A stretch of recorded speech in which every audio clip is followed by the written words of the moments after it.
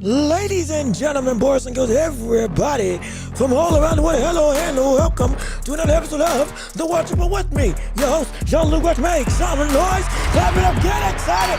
Wherever you are, we are back with another action-packed show for you to cover the world of boxing and beyond on this Thursday. It is Thursday, right? This Thursday afternoon. Yes, indeed, it's going to be a phenomenal time. Yes, indeed, it's going to be a phenomenal day of action. Of course, we got Eastside Cruz versus Lamont Roach that we do need to discuss as that is happening this Saturday. But also, we got the word with the drama between the WBC and the one and only Terence Crawford, with them stripping Terence Crawford of the belt immediately because he won't pay their fees, and Crawford taking a stand against one of the most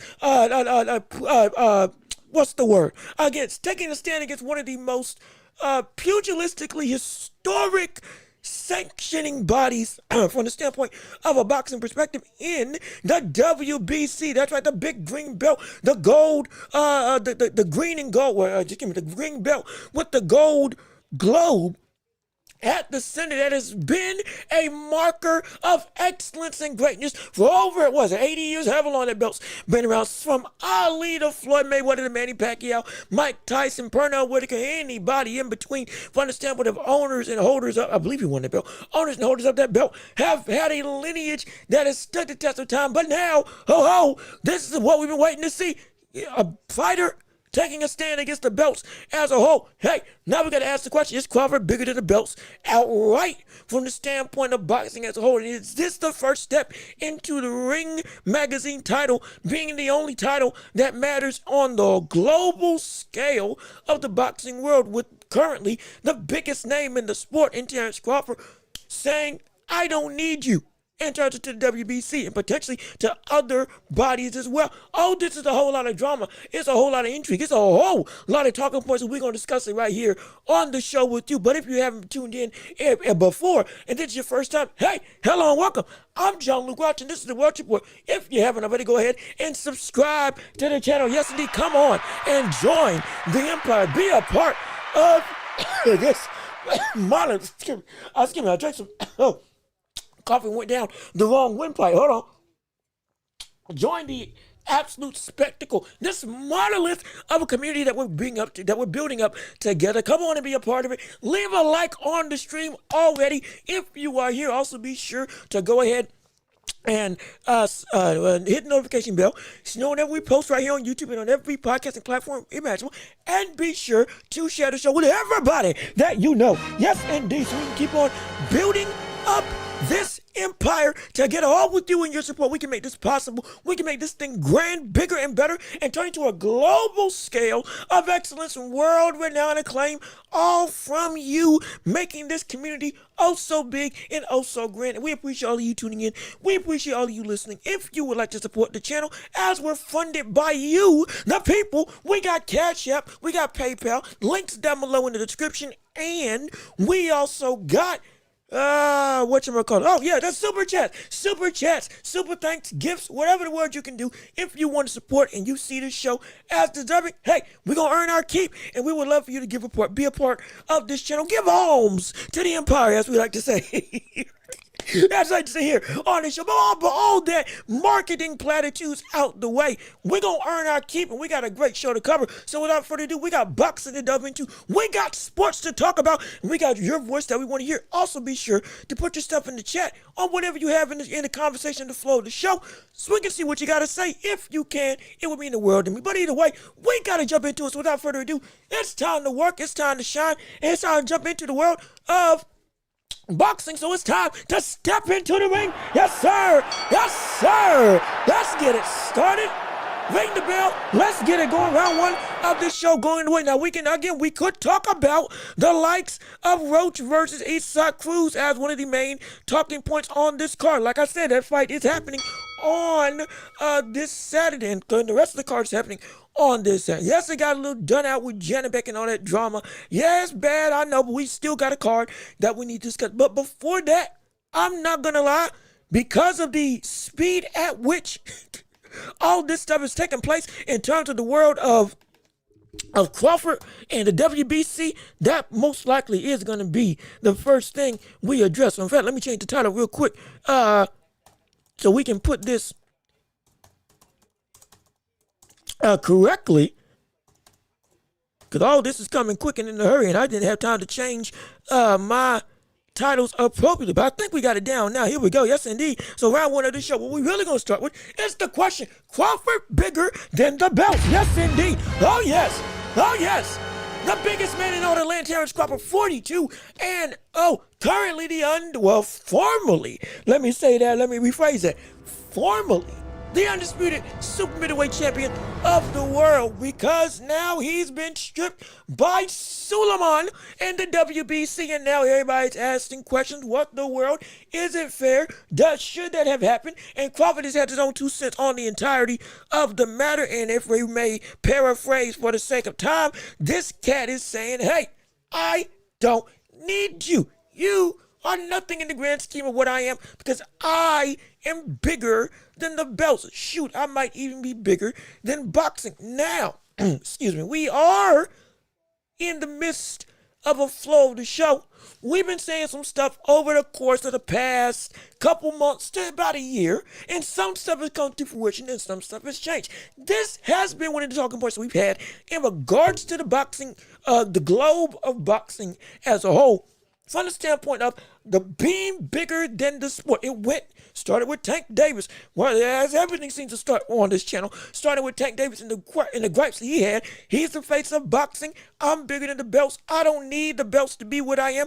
And hey, everybody was saying, yeah, he's right. And then sentiment started changing. No, he's wrong. You are not bigger than the belts. And we were saying, yeah, you aren't bigger than the belts. No boxer is bigger than the belts itself, because the belts are what you're fighting for. The belts are the legacy that helped you stamp what you are in the vast history and timeline of what this sport exists as. To add yourself as not a footnote, but as a legit cornerstone to make your greatness known throughout the land. We were saying that absolutely. But with this new revelation with Terence Crawford, now the other side of the coin is starting to come about. Well, maybe you can be bigger than the belts themselves. And this brings up a good question. Well, which side is the right side and which side is true?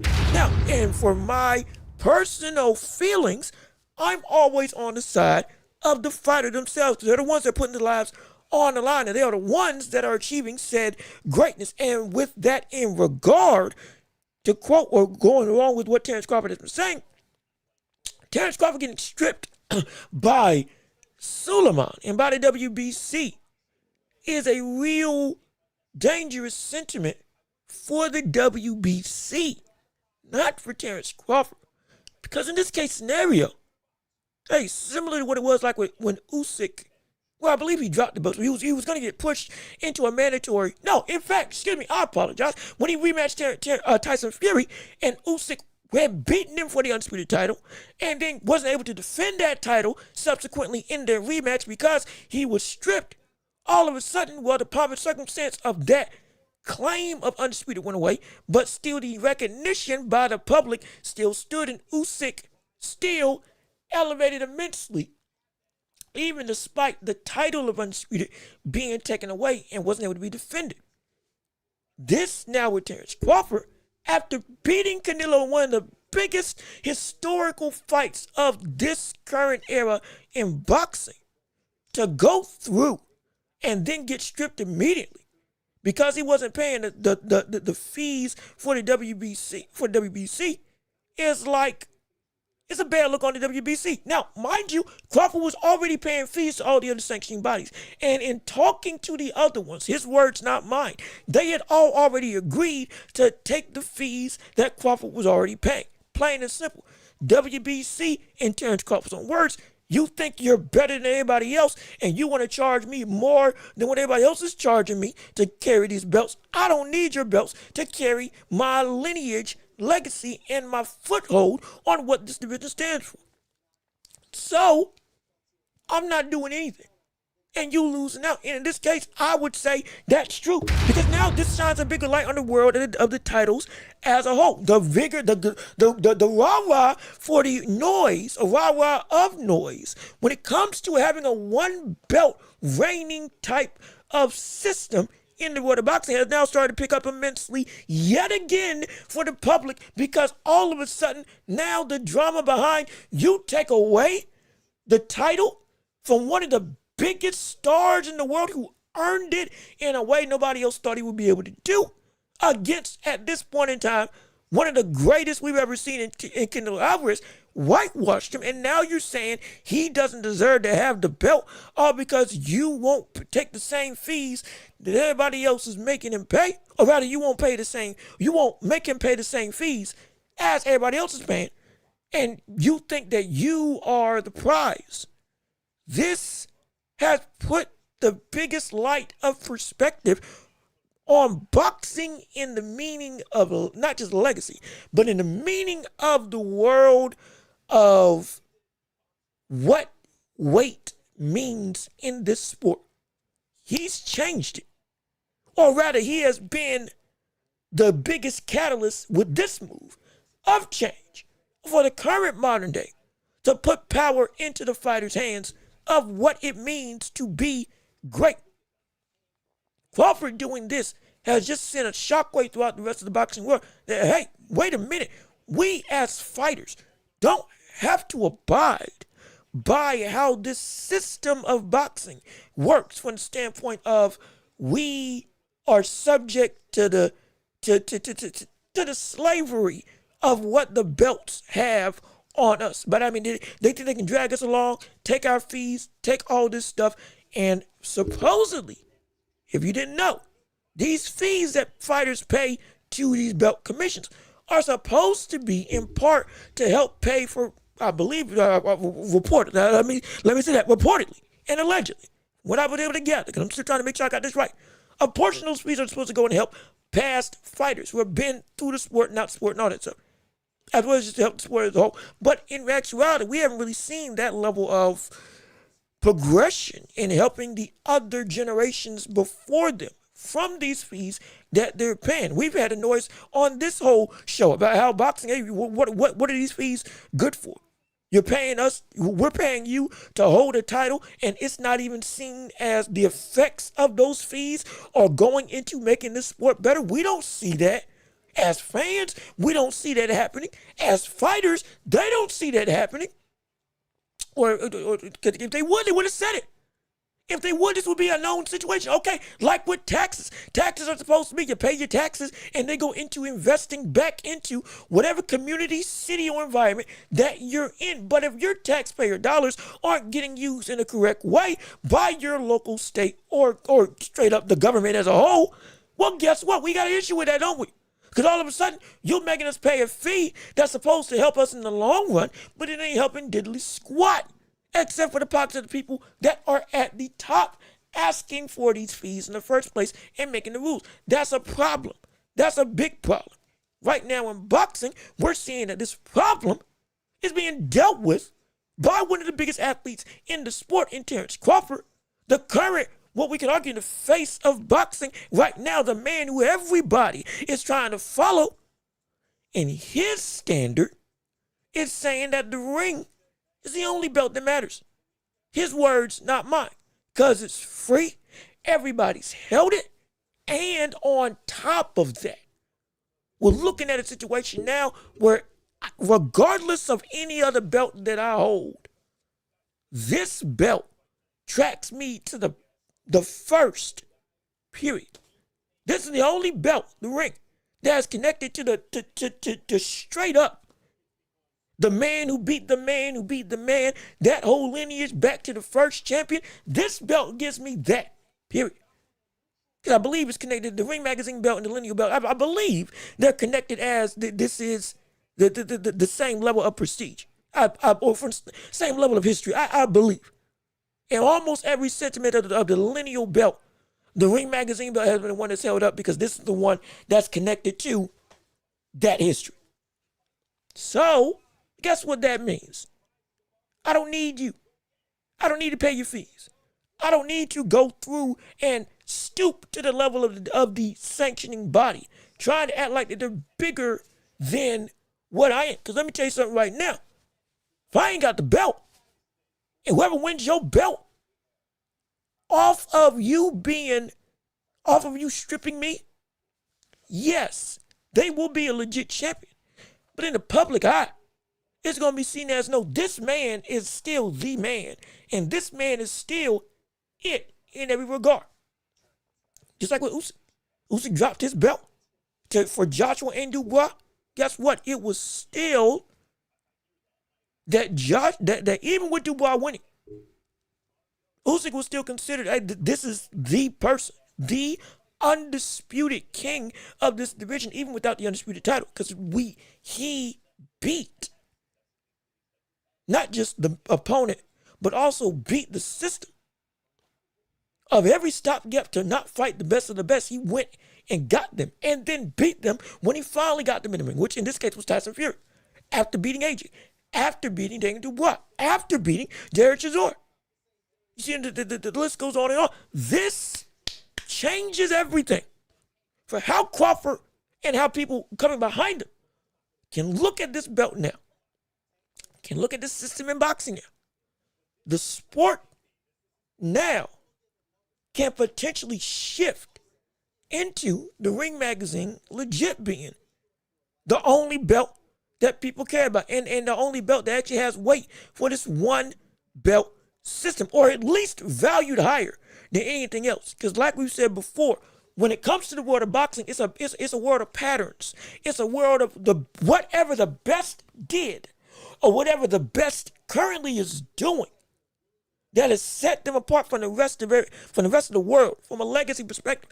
Then subsequently, the domino effects of everybody who comes after him or her, they follow that example.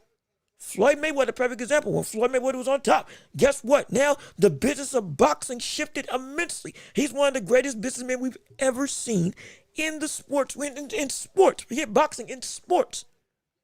That dynamic of how he moved outside of boxing and then inside of boxing with how he fought in the ring translated to, hey, you get your name up and you become, and the win is everything.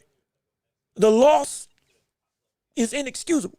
Not from the standpoint of you want to win all the time, but from the standpoint of you can't have an O. You have to be undefeated. This is how this. If you want to be at my level, you got to be unbeaten.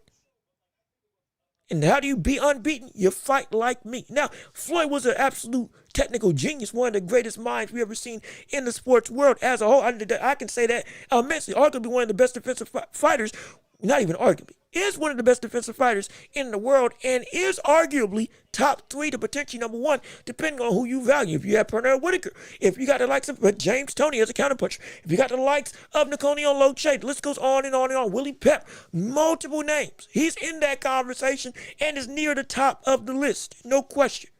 His legacy is unblemished and, even by whatever standards you want, unmatched by most in the boxing ethos. It's credit to his ability. Absolutely. Never going to detract from that. At the same time, though, what he went about when he turned into Money Mayweather, everybody subsequently followed. Devin Haney tried to fight like Floyd in some capacity. Shakur Stevenson, Floyd Mayweather influence. The litany of Shushu Carrington to some degree. Floyd Mayweather influence. Everybody of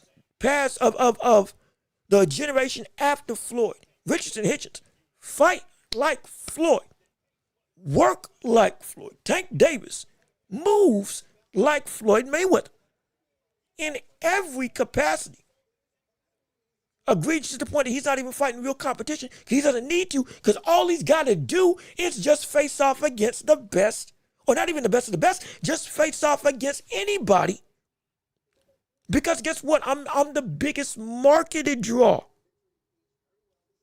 But the legacy of fighting the stiff competition, you don't need to go that route to be at this level. That's what Floyd Mayweather helped implement into the world of sports. Now, We've already talked about how Floyd did it.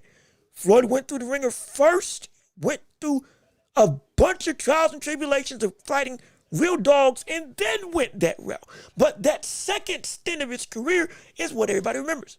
Not as much Pretty Boy, but the money, the flash, the cars, the pop and circumstance, all of that. They remember that because that's what stuck. That's what made him the most seen face in the sports world, not boxing, the sports world. You follow that, you can be like him. And that's how we got to where boxing is today in many regards. Fighters not fighting people like they should. Tank Davis doing what Tank does. Everybody using the Philly shell. That type of identity was carved out because of the example of Floyd Mayweather. You follow the leader who got to the mountain because they showed this is the best way to climb. That's what they did.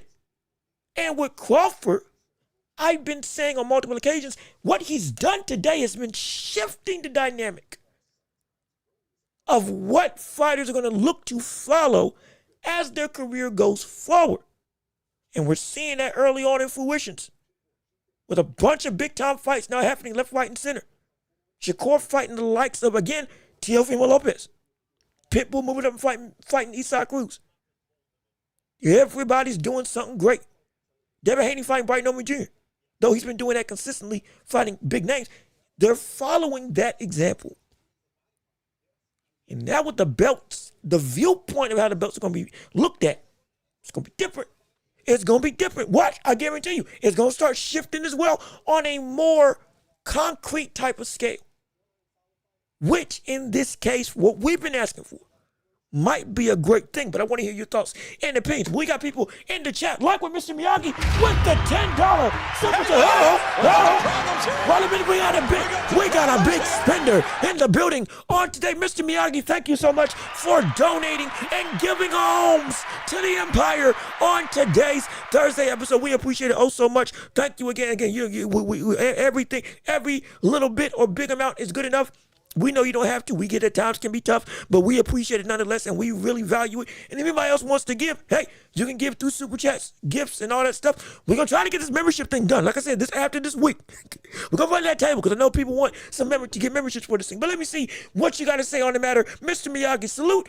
Jean-Luc, I see I see the sanctioning freeze as somewhat like being part of an HOA. You get the perk of holding the green belt, and also the WBC, I think, is the only organization that has a clean fighter program. And that is a good point, but we're the argument against that is the fact that with that analogy, the HOAs, and you get the perks of, again, you get to hold the legacy and all that stuff. I completely get it.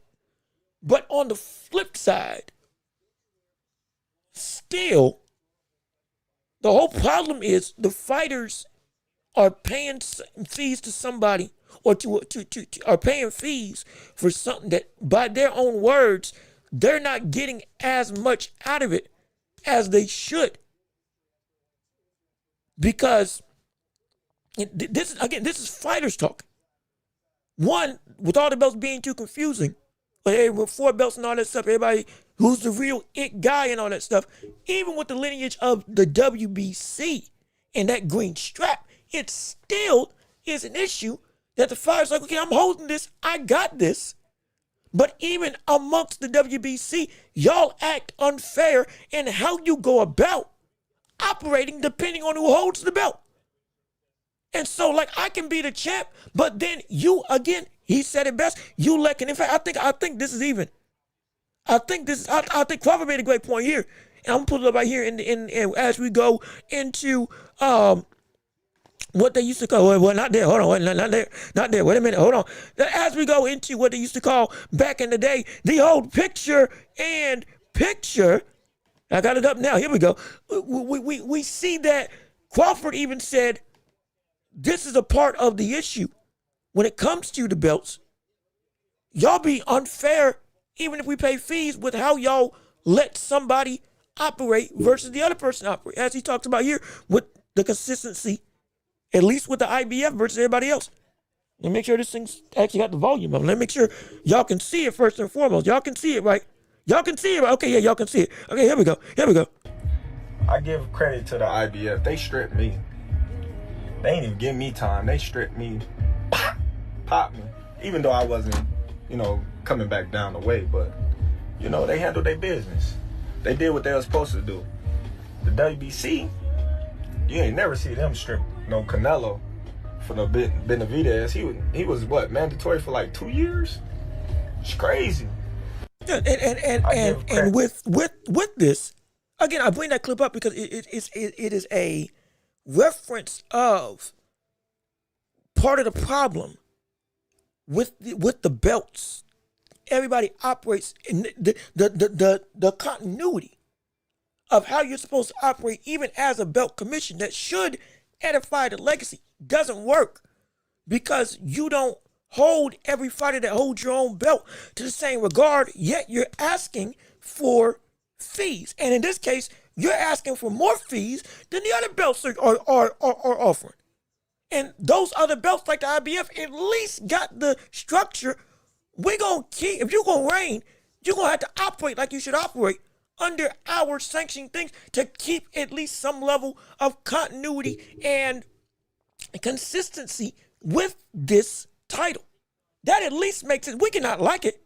Like, I wish the IBF didn't strip people like Usyk when he was already going to fight Tyson Fury, but at least they were saying, hey, you got a mandatory, brother. You can't dismiss that. This belt is viable because you got, not only because it's a legit championship, but because you you got work to handle with us. Period. We ain't gonna change that. We can at least look at that and say, okay, fine, we get it. You're not dipping from how your guns are operating, at least in most regards. WBC in this case, it ain't the same. It ain't the same. I'm not even able to move like the champion I want to be because of the fact that you are also upticking me. One, because I'm not Canelo, and two, because I'm not the guy that you want to hold it. And what's a lot of times theorized for how these belt commissions operate for, if you have a Canelo guy holding your belt, well, you give a lot more leniency than somebody else who is not even as big. And Crawford right now should have taken the claim of what Canelo is, or at least gotten to that same threshold. Big box office draw, can bring your money left, right, and center. Why are you trying to bully him around? And you weren't bullying Canelo around. Like, that ain't right. And you still want me to pay fees as if I owe you something when I won this belt. And now because I won this belt, I can't. You're all of a sudden on a bigger playing field than all these other belts that I hold as well. That's not true at all. And again, by his own sentiment, the only belt that means anything is the Ring Magazine belt. Crawford's work, because it's got not only the lineage, not only does it have the history, but also it's free. And I want it. And it's connected to the biggest people that this sport is offered. So that's got everything I need. I don't need the rest of you all in his eyes. And watch, other fighters are going to start thinking that same way. They're going to start thinking that same way. And so let me see. Can you explain what are the advantages of paying the fees? Again, in all honesty, I am still not entirely sure. The one thing I believe that is supposed to go invest back into the sport to make it better, and I believe, again, allegedly, look this up. Please look this up for yourself and make sure you have your facts straight. While I can say what I know, I may not have everything right. So please, as a full disclaimer, be sure to look this up for yourself to make sure you understand the rules and the fees of what the money goes to, because it's a lot. But what it's supposed to go to, I believe, is helping the sport and also helping fighters of the past. And from the fighters' own words, that's not what it's doing. You're taking money, and we're not seeing any other benefits except for we have the luxury of holding the belt that we won. That's it. Terence Crawford also said, no, this is a trophy. I got plenty of those at the house. I don't need another trophy to validate what I did, because I did it in front of upwards of 130 million people. And another 20 million on YouTube for those who rewatch the fight. I got it. This red, white, and blue belt is the only belt that I need to say what I am in his mind. And I guarantee you a lot of other people are going to start thinking that same way. Let me see. Charity, you get to try and fight to hold the belt. If you get messed up during the WBC fight, they will try and look after you. If you're serious, I mean, okay, that's good. That is good. Also, how much does it cost to get a fighter tested all throughout camp? I am not sure. Again, numbers wise, I don't have the direct stuff in front of me. I will be completely transparent. Please research it for yourself. But I am speaking from the perspective of what these fighters are saying. With all of this stuff that is supposed to be incentivized for you paying fees into holding the belt, many of them are saying they don't see all or any of the advantages, except for I get to pay to be the champ when I beat the champ for this belt. If I don't keep paying, I'm not a champ anymore. That's not right in their eyes. Again, speaking from the fighter's perspective. That's how they're viewing it. And a bunch of other fighters, now that Crawford's come out blatantly and said this again, he's going, right now, this is, to be real, right now, this is about as much of a declarative war against the WBC and a warning to every other commission, or belt commission, excuse me, in boxing right now. Hey, in this case, I've gotten to a threshold where you're not bigger than me, but I'm bigger than you. I'm bigger than the belts because of what I have done and where I've reached now. I've gone and achieved so much that now your belt doesn't validate, again, in Terence Crawford's words, your belt don't validate what I am and what I've accomplished and what I'm seen as in the whole of this sport. So you making me pay, in my eyes, especially trying to upcharge me more than what the WBA, the WBO, and the IBF all agreed to let me pay. It doesn't work like that. It doesn't work like that. It's almost like a shift in power where, because of where I'm at this stage in my career, I'm the one adding validation to the belt that you hold. But if I don't hold the belt, I don't lose any value. If anything, you do in this regard, because I'm the best in the world, but I'm not the one that's holding it. But I still got that claim. And right now, it's in Billy and Hamzat Shibas that's going to fight for I believe now the vacant WBC championship, which again, credit to him, fine, phenomenal. I would love to see Hamzat get a belt, absolutely. But at the same time, whoever wins that title is going to be looked at as, well, you won, but are you really, you ain't really the guy. Or that win is even going to be muddied because of, you didn't beat the dude who won the belt to win it. You beat the next best, which is still impressive, but it ain't Crawford. And you ain't the best till you beat Crawford. And that belt, unless you defend that belt against Crawford, who won the belt, it ain't going to have the same level of weight. That's how it can potentially be perceived, and a domino effect with the eyes of the boxing public. If this type of viewpoint does indeed take hold, and I think it will. And we've been asking, and I'm not going to lie, from a public perspective, we can't deny and say that we haven't been asking for stuff like this, or at least saying we want one belt, we want one reigning champion. We don't need all this other stuff. At max, 2 belts, one for a number 1 contender and the other one for a full-blown champion, with the clear distinctions between each. So we know who's the number 1, number 2, straight up. So we don't have to have any more concerns. We've been talking about how we would love to have a one belt system. And now Crawford's talking about, hey, but the only belt that I care about is the ring. This is the only belt that I need, if I'm being completely honest. So, that type of rhetoric leads to, well, should we care about any other? Should other fighters care about any other belt except for the ring?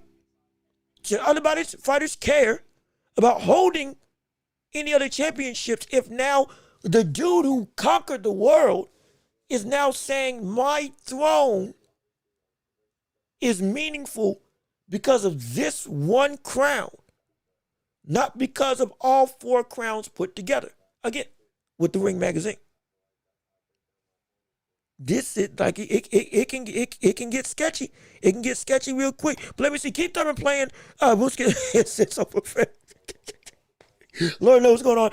Well, Miss Queen, how you doing? Good to see you. Thank you for coming back into the show. So glad that you're here with us on today again. And with Keith Thurman, with what he had done, not what he had done, with his fight with what's his name? With his fight with Fundor going down the tube, he was also calling out, I think, Devin Haney a couple of years ago. I would love to see that go through again, but it has been kind of quiet. But we're gonna see what happens with him. But right now, boxing, it's a drama. Hey, in the words of Gennady Golovkin, hey man, it's a big drama show. It's a big drama show right now. Let me keep on reading. Let me see. Franklin. Hey, Frankie. Franklin Zana, how you doing? I didn't say hi when I read your other chat. How you doing? Good to see you. Thank you for tuning into the show. So glad you're here with us on today. Let me read more of what you've had to say. Like I said, you chatted earlier. I read it. I didn't say hi. My apologies. Hi, how you doing? Good to see you. Thanks for showing up. Seems like Crawford is simply saying it's the active participants that make the sport. Yeah, in actuality, it's the active participants that make or break what is meaningful or what's not as of right now in the world of sports. It's dude. Also, I need a bird. What's going on, brother? How you doing? Good to see you. That's not what's that game? What's that game? Your not thumbnail. Your profile picture. What is it? It's doggone it. It's not Sans. I think it's from Undertale. It's not Sans. It's the other skeleton. The one with the cape. I can't remember his name. But yeah, but it's I believe it's him. But how you doing, man? I'm glad to see you. Glad you tuned in. Also, we got more people in the chat. I think somebody just came in. Devil. Hey man, what's going on with you? How you doing? Good to see you. Glad you're back. I believe this is Justin behind the screen. I think he said that a couple times before. But what's up with it? Glad to see you. Hey, look, we got a packed house here. We got a packed house. I'm telling you, I told you, we're going to get the time right. We're going to get the time right for when they go live. And one of these things is going to hit. And now it's hitting. Everybody's here. I'm so happy. I love it. I do appreciate it. But right now we're talking about the world of Crawford potentially changing the perspective that we don't need all these other belts anymore. If he's now the standard that other boxers are going to look to and follow. And I want to hear from you. Do you think it's right or wrong that he's got this viewpoint? I really do want to see what you had to say in this whole regard. Crawford is the Kobe Bryant of boxing. Well, you know what? NBA comparisons, I haven't thought of who's who. I actually, that would be I'm going to hold that for Friday. That's a good conversation. If from an NBA comparison, who would be considered who compared to in the NBA world and in the boxing world. That would be interesting. But Ali is the Michael Jordan of boxing. Yeah, from a greatest perspective, yeah. I can vouch for that. I ain't got no problem saying it. It's beginning to look like legalized extortion. But see, that's been the concern for most of the time when it comes to a lot of these belt commissions. Because again, previously, we went through the history of how these belts came into play, and it was supposed to be each belt came along trying to essentially say, hey, I'm going to do this right, and I'm not going to have the same issues that this other belt commission had. And then they mess up, and then another one comes along. I'm not going to make the mistakes that you made as a belt commission, and then they mess up. Then another one comes along. I'm not going to make the same mistakes that this person made in the belt commission. I'm going to go through and do it right. And then they do it wrong, and everybody's again back in the same boat. We're all still sinking because all of y'all said you could build a better ship that was reliable and you could trust to sail on. And we all are still sinking in the same way. Why? Because you still made the same mistakes and you fell into the same trap. You all got sued. You all did something dirty. You all had money under the table. You all self-sabotage because all of you got corrupted in some way, shape, or form, and now you're all back to square one in the same situation. I think we even talked about this like 2 months ago. This very thing, this very topic about the history of the IBF, of the WBO, of the WBC, and of the WBA. And again, if you want a full-blown breakdown, go look up I think is it what's that channel? What's that channel? There's a channel. I'm gonna look it up because they deserve a shout out. They do deserve a shout out. I mean, let me look it up real quick because it's a great what is it? It's modern something. What the word is it? Is it modern martial artist? Modern. Is it modern? I think this is it. Let me make sure. Yeah, this is it. Yeah, I'm gonna share this with you. This is great. This is good. Go watch. And if you listen to the podcast, right now we're going on. Been taking a little trip through YouTube, going and showing you a good source of historic information. This channel right here, Modern Martial Artists, like I said, this is there's big fights in boxing, and then there's fights that changed human history. Everything fighting, boxing. They have a whole video going through, I believe, each endeavor or each iteration. It's somewhere in here, but each iteration of the belts as a whole and how it got made, why it got made, and what. There you go. You have to see. Boxing's 4-belt problem explained. It goes through all the stuff of how each one got made, why they came into play, who made it, what they said they were supposed to do, what they said they were going to do, and then what inevitably brought them back to the same level as their predecessor who tried to be better. This video right here, I believe, explains all of that and the issues behind it. All of that, and it's legit. And again, it's a great channel, phenomenal. This channel gives you great insights into what exactly, a lot of techniques, a lot of ins and outs in boxing, and with a bunch of clips, bunch of videos, live footage and all that stuff. It's phenomenal. Modern martial artists have been doing this for years. An excellent practitioner of the pugilistic perfection that is boxing. It is a joy to watch him and his team be able to do what he does. So again, shout out to him. Incredible as a channel. If you can subscribe to him, go ahead. Again, I don't know the brother. I ain't never met him. I ain't never seen him. I just know the brother. He's great. I'm gonna give you. We unbiased. I don't care if I know him or not. Something's good. I'm gonna tell you. That's good. That brother good. His whole team is good. But that explains perfectly in great detail everything wrong. And why the identity that Crawford is trying to perpetuate now is indeed impressive, is indeed very much dangerous for all these belt commissions. It's dangerous. Because think about it.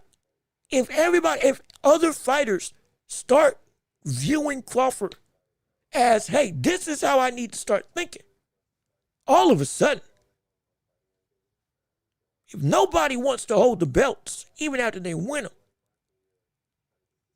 they lose legitimacy. It's a big blow now, even with the history of the WBC, that Crawford dropped this stuff. But if he goes through and all of a sudden we get the likes of David Benavidez saying, you know what, yeah, I don't need this either. We get the likes of, in a way, all of a sudden saying, you know what, hey, I want it, I'm undisputed, but I don't need it. We start getting that type of stuff happening. Oh my gosh. Oh my goodness. It's a house of cards that can fall. It's a house of cards that can fall incredibly quickly. And potentially what comes out the other side, we don't know. We don't know what comes out the other side. That's the thing. And so these boxing commissions need to be audited, and boxing needs a universal rules committee. It would be a perfect thing. Rules and regulations. Teddy Atlas, I believe, still has an entire petition. So he's trying to sign to get in the legislation for the government to make a complete system where we get these types of regulations. Shoot. The idea with what TKO is trying to do somewhat fits into what this ideology is of one belt to rule them all, and everybody else doesn't matter. Now, it sounds good. I don't trust their execution. Be clear. Don't clap for that. Be clear. I don't trust their execution, but I do love the idea.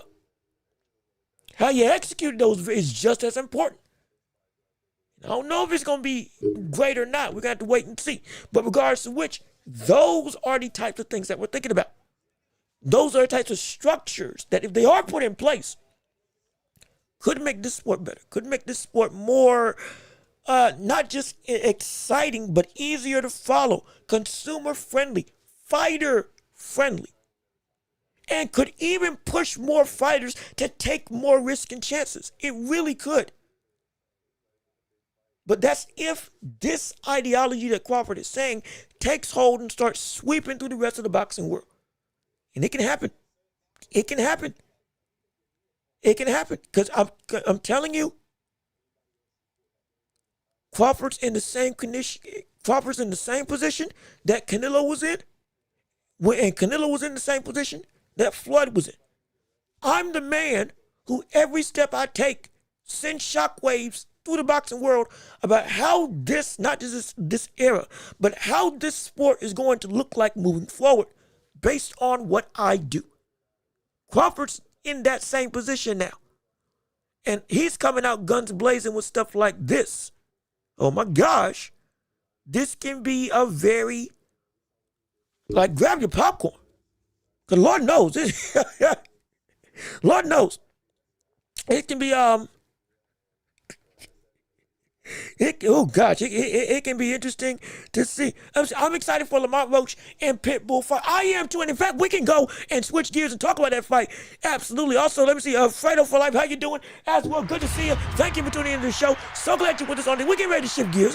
We get ready to move on. We get ready to go into the the Eastside Cruz, Lamont Roach fight. Like I said, we're going to break it down. We're going to discuss it. It's going to be a barn burner. Absolutely. Now, you saying Kobe's overrated, I don't believe that in the slightest. Hey, he's one of the 10 best players in the world. Him and Tim Duncan are neck and neck with each other for me. So I don't think he ain't overrated. I'll tell you that right now. That brother, he bad. He bad.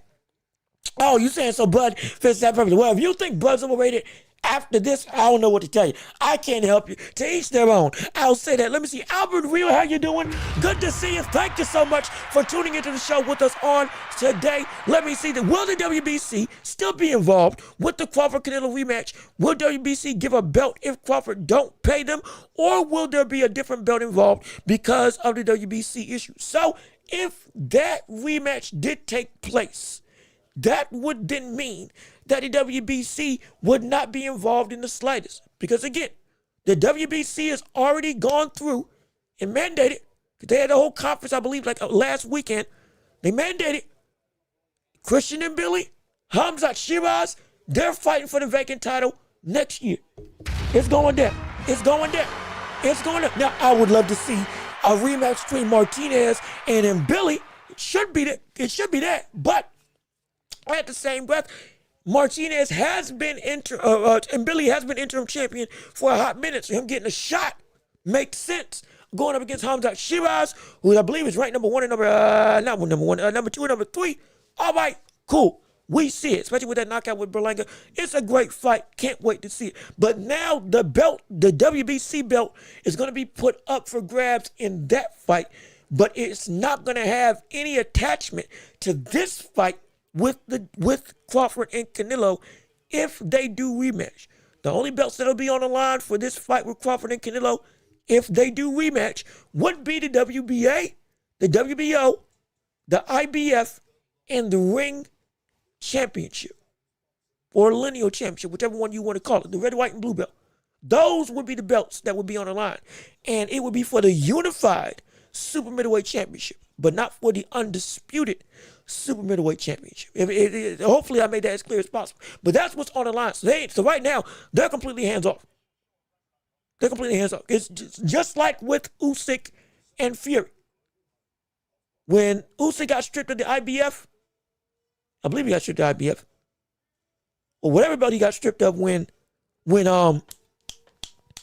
was going to fight Fury because they were making him mandatory. Or he gave it away, but he was going to get stripped. The IBF wasn't on the line, and it was every other belt that was because he had everything else. So it works just like that. So they won't be involved in this situation. Did you hear about the Subriel Matias news in terms of him popping and him innocent and them coming back and saying he was not guilty? I did hear about it. And like I said, this is why I said be skeptical. Wait to see how this ruling's going to go.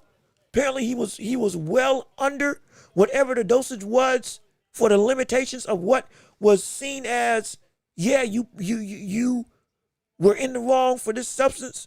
He fell under that threshold. And so they said he's not guilty. So that fight what I believe is Dalton Smith, looks to be like it's still going to be going on. And it's still going to be for the title. It looks to be. But again, we'll follow up with that right now. But right now, it looks like, or not looks like, they ruled that he was not guilty in that whole regard. But let me see. Clubber D, how you doing? Good to see you. Thank you so much for joining in on the show with us today. Let me see what you guys say. Greed and corruption in boxing, unfortunately, is a never-ending story. Fighters need to strike or something. And yes, you are right. In the sense of, from the fighters' perspectives, it would be better if they all collectively took a stand and did something about all this stuff that's going on. The unfair treatment between one champion and another.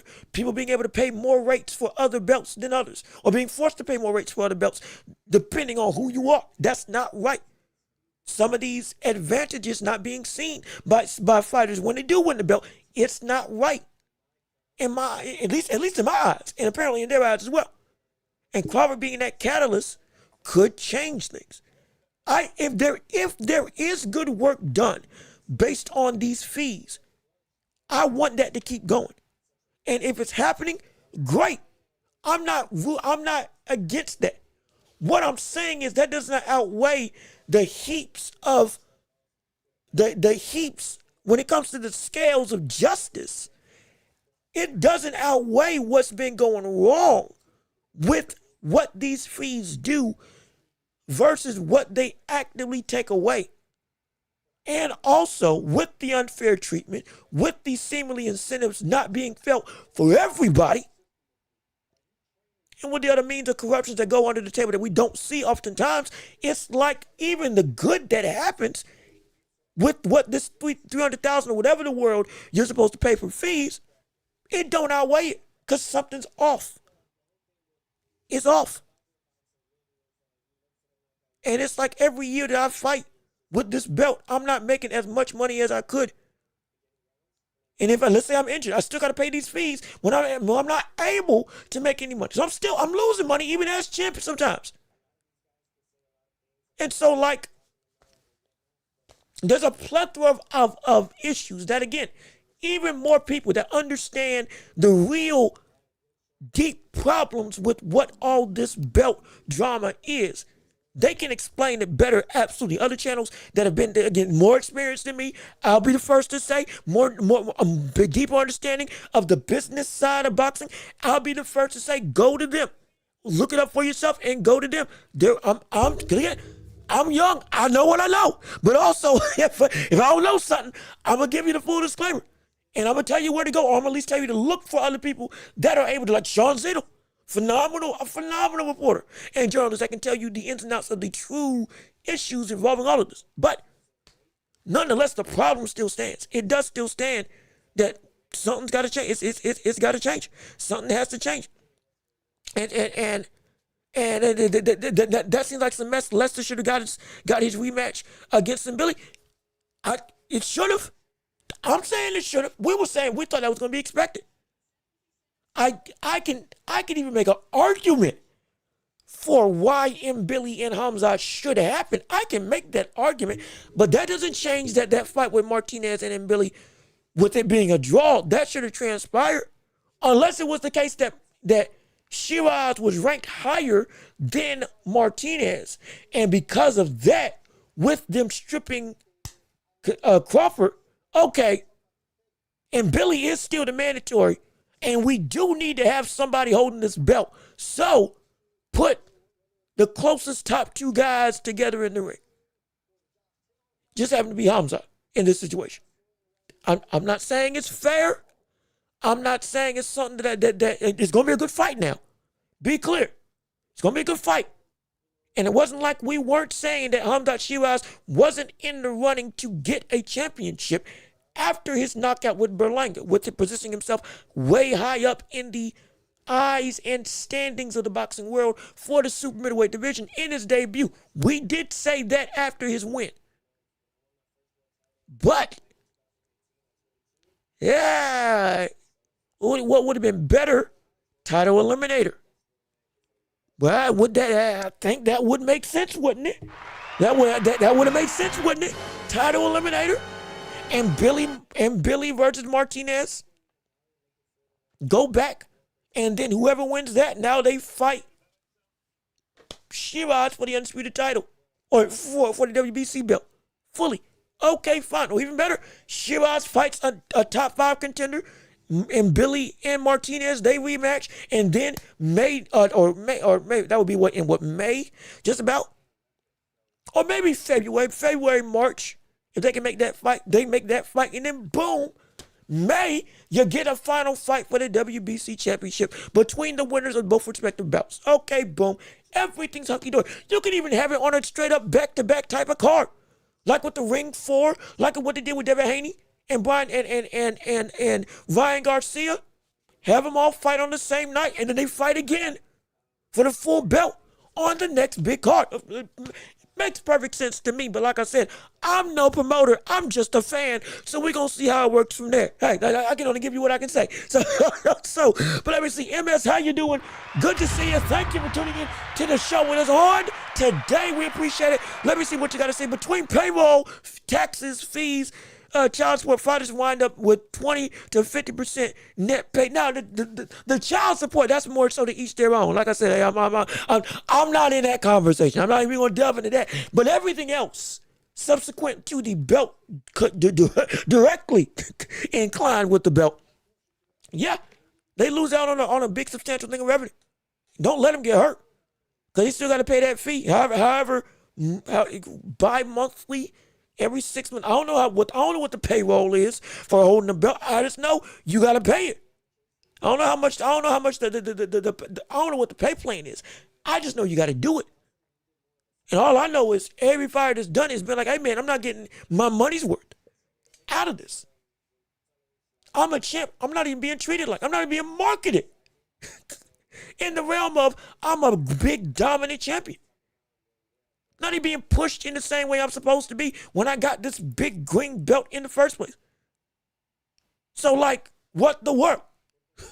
What is it? Is it really worth it? I don't know. That's the question. That's the question that a lot of people are asking. And it's a question that, in all honesty, it's starting to get some pushback from a lot of people. And that ideology, it is shifting. But before we continue, like I said, we did say we would talk about what's his name? What's the show? Not the show. What's the fight? Lamont Roach versus Isak Cruz. That's what I was looking at. Yes, indeed. Lamont Roach versus Isak Cruz. Yeah, buddy. That's what I was trying to say. Yes, we got to switch gears because we don't want to spend too much time. We also want to make sure we get into everything else. We'll touch back on Terence Crawford. We will. Trust and believe we will. But we also got to make sure we cover the fights happening this weekend, like with Isak Cruz versus Lamont Roach, with also another Stephen Fulton versus O'Shaquie Foster. The world is abuzz because a fight to prove whether or not you're real or fake in the eyes of the boxing world and the sports world as a whole. That is the cliff that we're seeing Lamont Roach on right now. Again, Lamont Roach, who famously had a draw against Tank Davis, who I think he should have beaten Gervonta Tank Davis, now is in the midst of going and moving up to 140 in his first fight there, going up against one of the hardest hitting, most relentless, absolute dogged fighters in the division, who was a champ at 140 already, and the likes of Cruz, who also gave a phenomenal fight to Gervonta Davis as well in his stint at 135. So now push comes to shove, two people who have fought the same great type of opponent now facing off against each other in what is going to be a clash of absolute epic proportions. Oh, yes, indeed. Oh, yes, indeed. Get your popcorn ready. It's gonna be absolutely ridiculous to see how this fight goes down. But with that being said, we got to break down this fight a little bit. We got to break down and see what's going to happen. And in my opinion, with this fight, the one word rings to mind when we're looking at Cruz versus Lamont Roach. That one word is unproven. That one word is unproven. Now, I don't say that in a negative light. Be clear. I don't say that in a negative light. I say that from the standpoint of with the biggest intrigue into what this fight is going to be. It is the proof of what Lamont Roach is as a fighter. We think, or at least I won't say we. Let me rephrase that. I think he should have beaten Lamont Roach. Or he should have beaten Tank Davis, excuse me. I think Lamont Roach should have beaten Tank Davis. He shocked me to my bones with how he fought Tank in that fight. Because I was watching him even coming up to 130.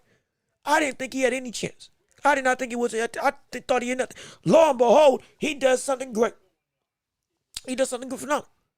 But with that being the case, being unproven, with that being the biggest fight of his career, but also being the only performance I've seen him perform in that type of way, is it a fluke or is it not? We don't know.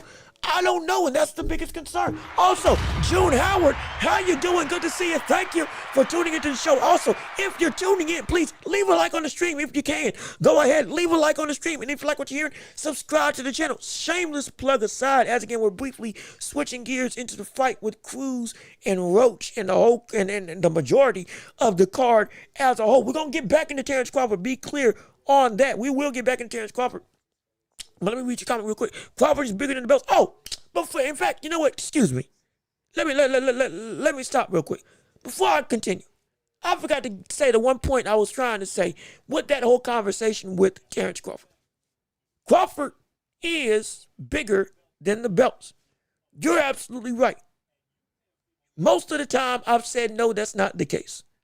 But you can reach a threshold where you can get to that level. It's rare. Pacquiao got to it. Floyd got to it. Ali got to it. Mike Tyson at one point in time got to it. Joe Louis, Sugar Ray Robinson got to it. It ain't common, but it is in fact real. You can become bigger than the belts themselves when you reach a certain threshold. Most of the time, no. The rest of the time, once you cross that threshold, yeah. What exactly that threshold is, you kind of know it when you see it.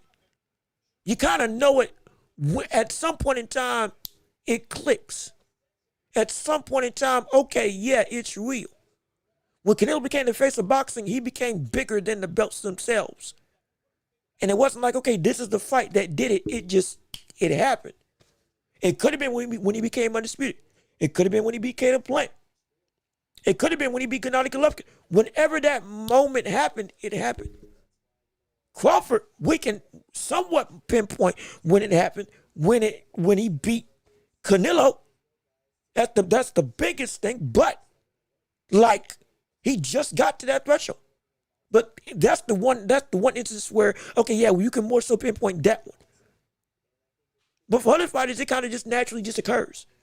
For Tank, I don't know when that happened, when he got so big that it seemed like everybody was defending him, that he didn't need the belts, even though he hadn't accomplished anything.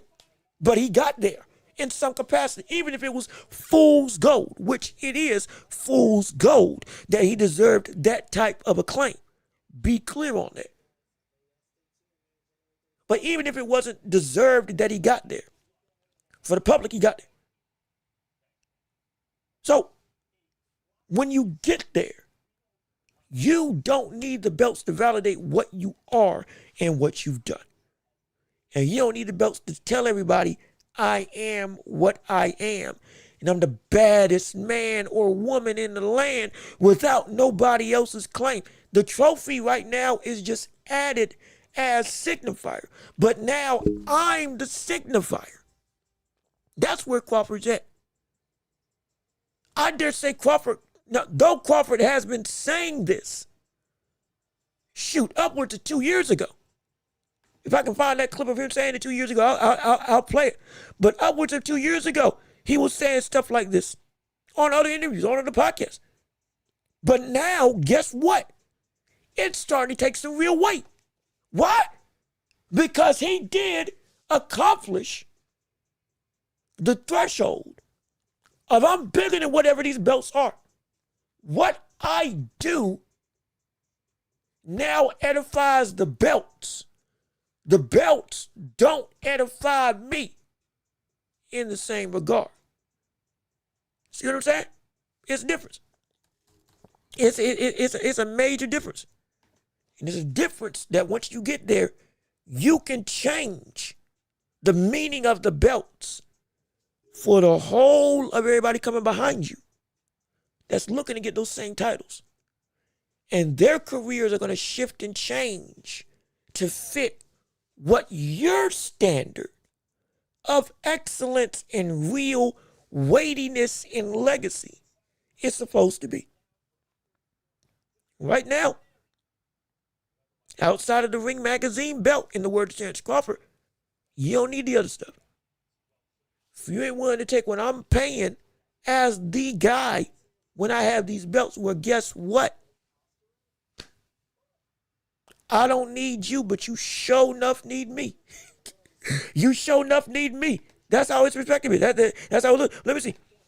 No one's bigger than the belts because the whole sport's focused on the belts for the last 100 years. It's the fires mentalities that have changed. And like, again, that's why I made the distinction. I named the people who did accomplish that feat. This does not mean that the belts are obsolete, but this does mean that the controlling power for who needs who changes now. You still want to be a champion.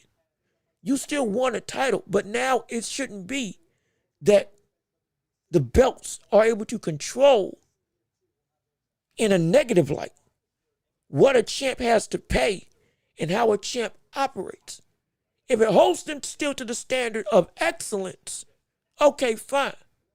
But if it beholdens them and changes them down in a way that is ineffective, then that's where it becomes a problem. And that's where your status then, if it is big enough, can supersede the need to have a belt for you. Again, it's not for everybody. That's why I said this is rare air that we're talking about.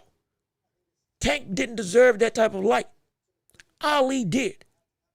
Canelo, at one point in time, got there, but then he operated to a way that it was like, hey, these belts on you ain't meaning nothing because you ain't moving like you're supposed to move. But if somebody's moving like they're supposed to move, fighting how they're supposed to fight, has the cachet and legacy, has indeed reached that zenith of tested throughout time with the cachet and respect that is above everybody else and has already put in the work to boot with past titles, past championships and whatnot, now you reach that air. You still got to operate like you're supposed to. Don't mean that you shouldn't be going for titles, but it means that the belts can't control you. You get what I'm saying? You get what I'm saying?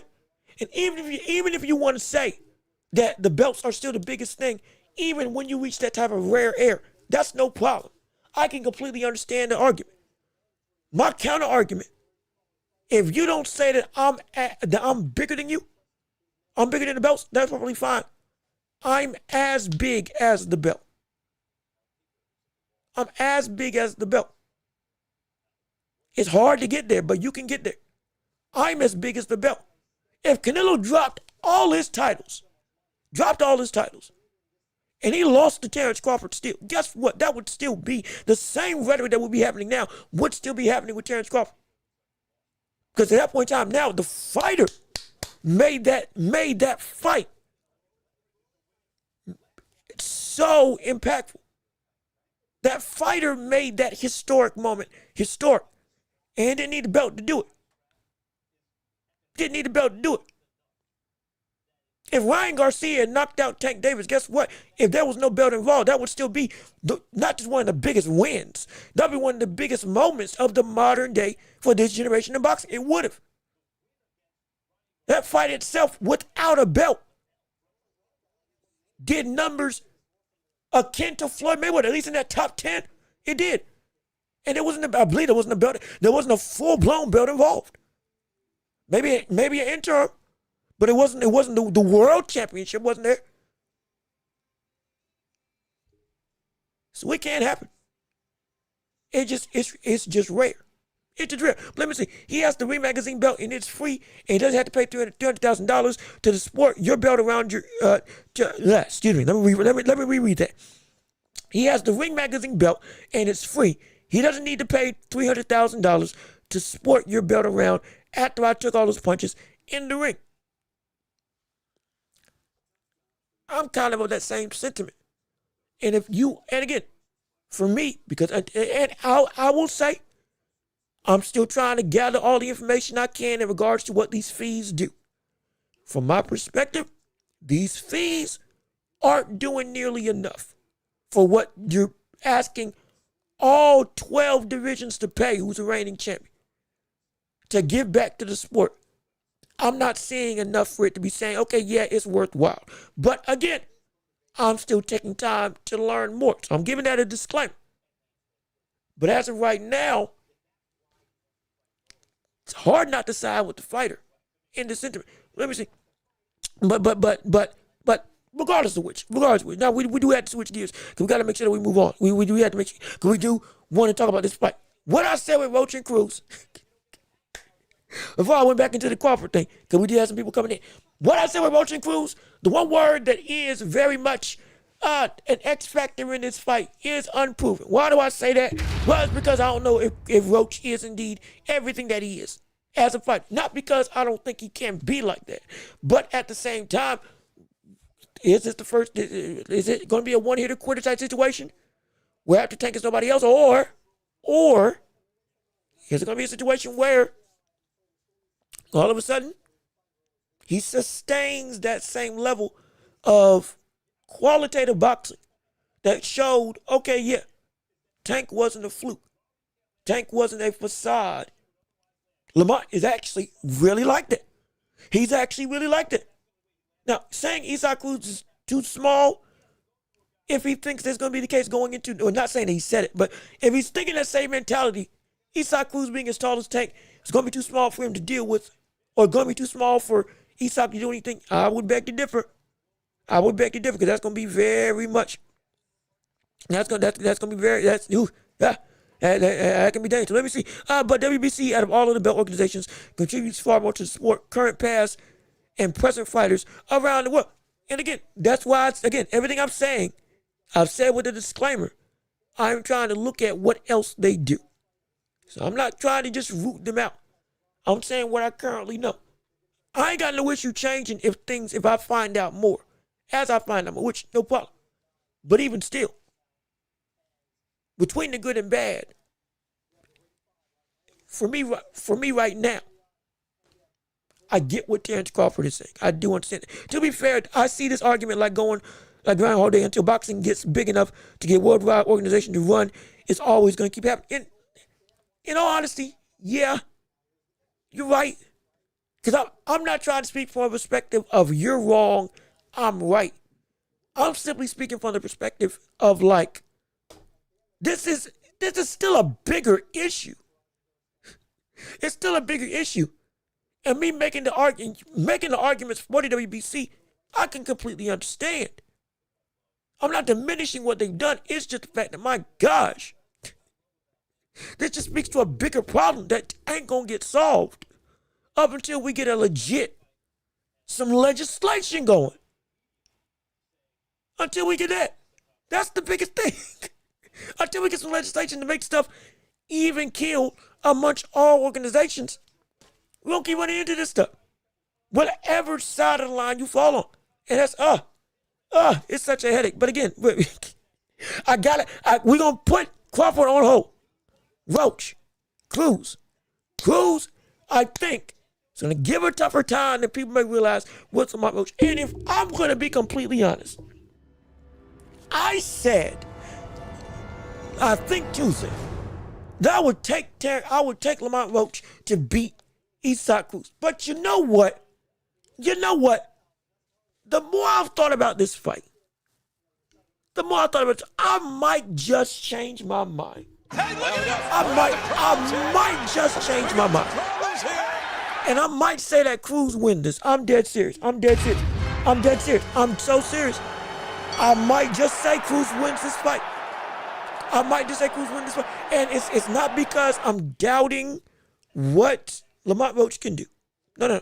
It's not because I'm doubting exactly who Lamont Roach is as a fighter. I'm not doing it. What I am concerned about the most with Lamont Roach and how he fought Tank versus how he's going to have to fight Eastside Cruz. You could ease into that fight with Tank and evolve into, okay, now we're trading punches. Now we're going for Brook. But I could see how you were elevating as time went on. I built with you. But it was a slow burn. With Eastside Cruz, something's telling me that because we know he's going to come out completely guns blazing from the first round with no build-up involved, how quick can Lamont Roach get his motor going to keep up and deal with the pace, or even get up to the point where, okay, he's being able to catch and counter at the pace that Eastside Cruz is throwing with the relentless pressure.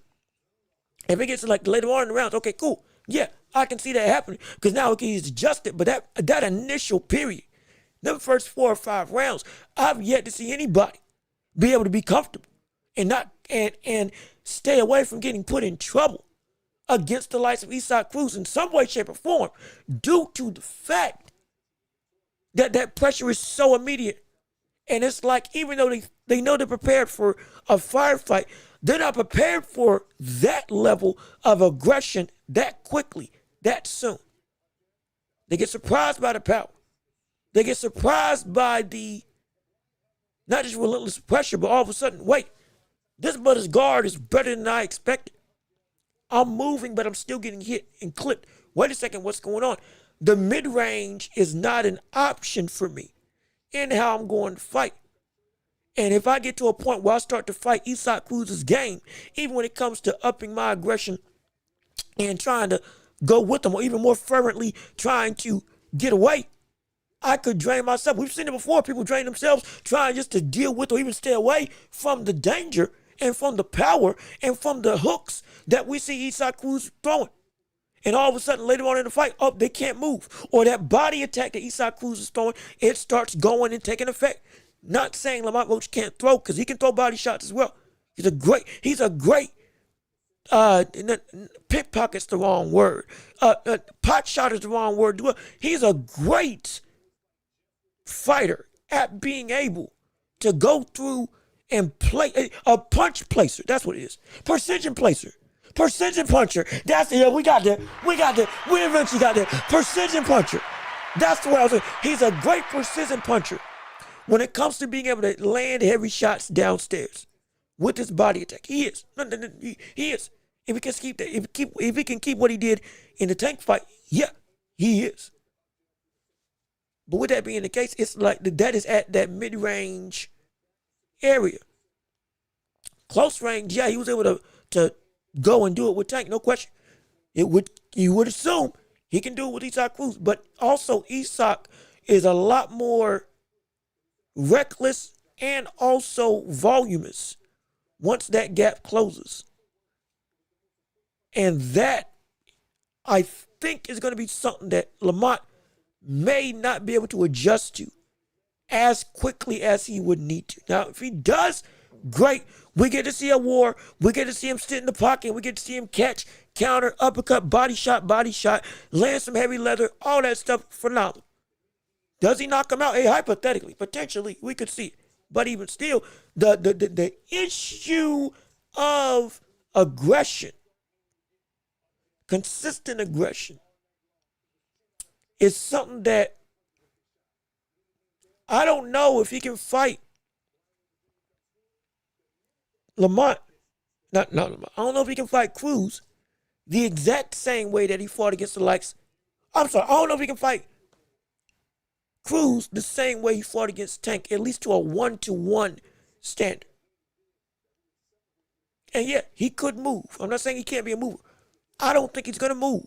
I think he's gonna want to be there to tag and counter, to be able to go and be a better precision puncher in that close range to mid-range area. Mid-range when Isak's trying to close in, and then when he does close in, then now, okay, yeah, you think you're gonna get the better of me? Nope. Wouldn't be surprised. But at the same time, it's gonna be interesting to see how Lamont Roach handles those first 5 rounds because of how Isaac Cruz is as a fighter. If we see the same effects of all of a sudden that body attack from Isaac Cruz does take hold, and the shots that Lamont was landing on Tank aren't being as effective because they're bouncing off the high guard, can't attack the body like he wants to because Isaac Cruz is so compact, and he keeps getting caught with those explosive hooks when Isaac Cruz is in range, where like it's almost like a hairpin trigger. The second he feels a punch on his glove, it's immediate. I mean, that thing's coming out like lightning on the standpoint of the ability, and it seems rudimentary. But my gosh, it's hard to do. But he's able to do it. That's what's made him a champion. It's what made him be so successful. That's what made him give every opponent in the ring substantial trouble, and what has made him beat people that many people thought, hey, this brother should be an easy pickings type of idea of fighter. So I'm going out on a limb. I'm gonna say Isaac Cruz wins this, and I'm gonna change what I said earlier this week into my final prediction. Isaac Cruz takes this by split decision. Now, if I'm wrong, I'm gonna be kicking myself because my gosh, I'm gonna be like, I should have known better. But man, if I'm right, hey, call me Nostradamus. Absolutely. Oh boy, but how you doing? Let me see. Al Booger, how you doing? Good to see you. Thank you for tuning in to the show with us today. And going back to the time again, we touched on this in the first thing, like hour 10. Yeah, Bud's bigger than the belts. Canelo was bigger, Floyd, etc. I brought up those examples as well, and I get the pushback if you think that the belts are always going to be bigger. Again, I have previously said the belts are the biggest thing that matters, but I am also saying there is a point in time that a fighter can become bigger than the sport. Shoot, perfect example, we look at wrestling, take The Undertaker. But The Undertaker's only a 6-time WWE champion, multi-time heavyweight champion. Got a bunch of belts, but he wasn't always the main guy that was holding the championship. It was John Cena, Triple H, The Rock. Shoot, a plethora of other people have held the WWE championship, the biggest prize. But in all actuality,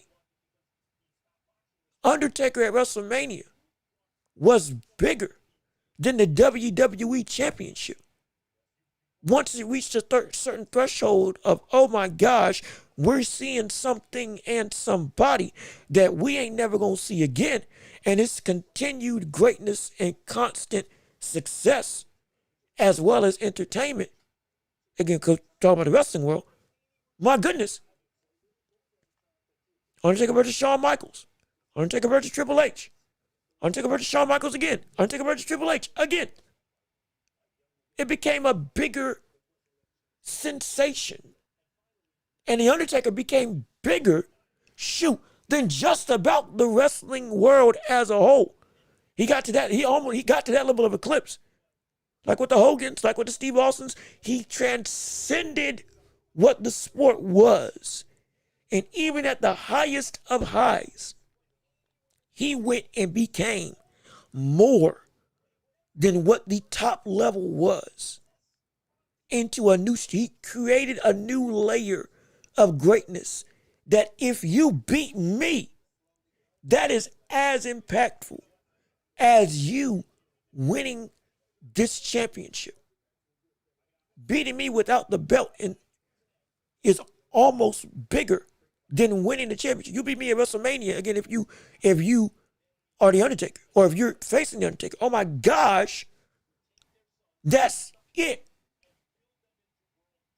Brock Lesnar didn't even need to beat The Undertaker. When he beat The Undertaker at WrestleMania, it hurt my heart to its core. Shook me to my soul. But at the same time, it was one of the most impactful things that had happened.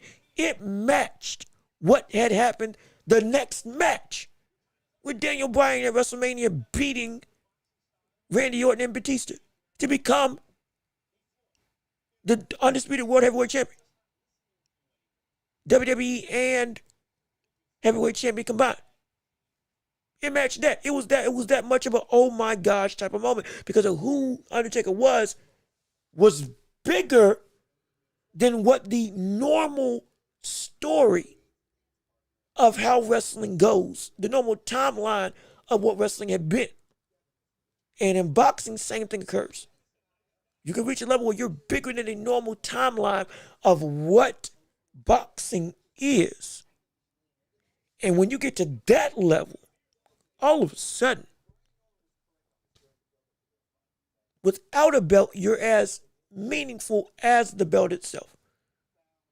Why do you think everybody still kept saying, I would love to have fought Manny Pacquiao in my career?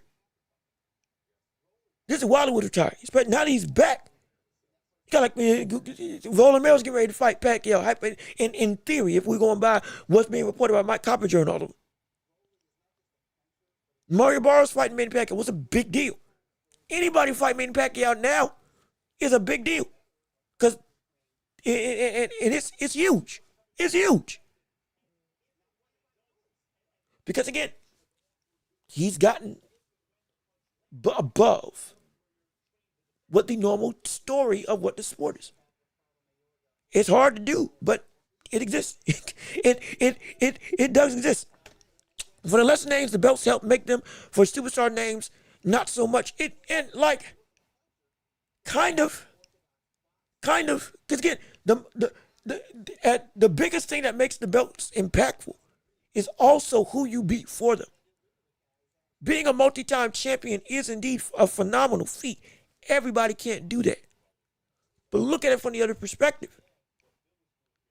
We go back and then we look at the likes of, in a way, it's not just the fact that he became two-time undisputed.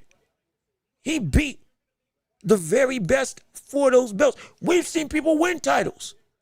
And it's like, that means nothing. Rolando Romero defending his belt against, Rolando Romero, I think, beating Barrosos. I think winning a belt. We were like, brother, we didn't value that. One, because he shouldn't have won that fight. Fight was premature, but also at the same vein, it was like, that didn't push him and propel him. Not every championship win or every championship win, yes, means something. Absolutely. But not every championship win is as meaningful. But every big name holds weight that will, even if it ain't got a belt attached to it, it will take effect on how we view you. It will. This goes back to the argument like we had in the past. If you fight, with the whole belt situation, you fight one belt, or you go and you become a multi-world champion, or if you went and you beat the top 5 names in like multiple divisions, win a belt moving up, versus you just winning multiple belts in one division, it's like the accolade coupled with those quality names consistently, my gosh, is an enormous level of weight because of who you beat, which then would turn you into something of a myth. Because now you accomplished all of that against these greats, not just because you won the belt. You beat the belt against this dude. Shoot, even without the belt, you beat this brother and this brother and this one to get to the belt. Oh my gosh. The belt is a crescendo, but the work that led up to that was incredible. Let me see. I'm trying to. But how do you become superstars?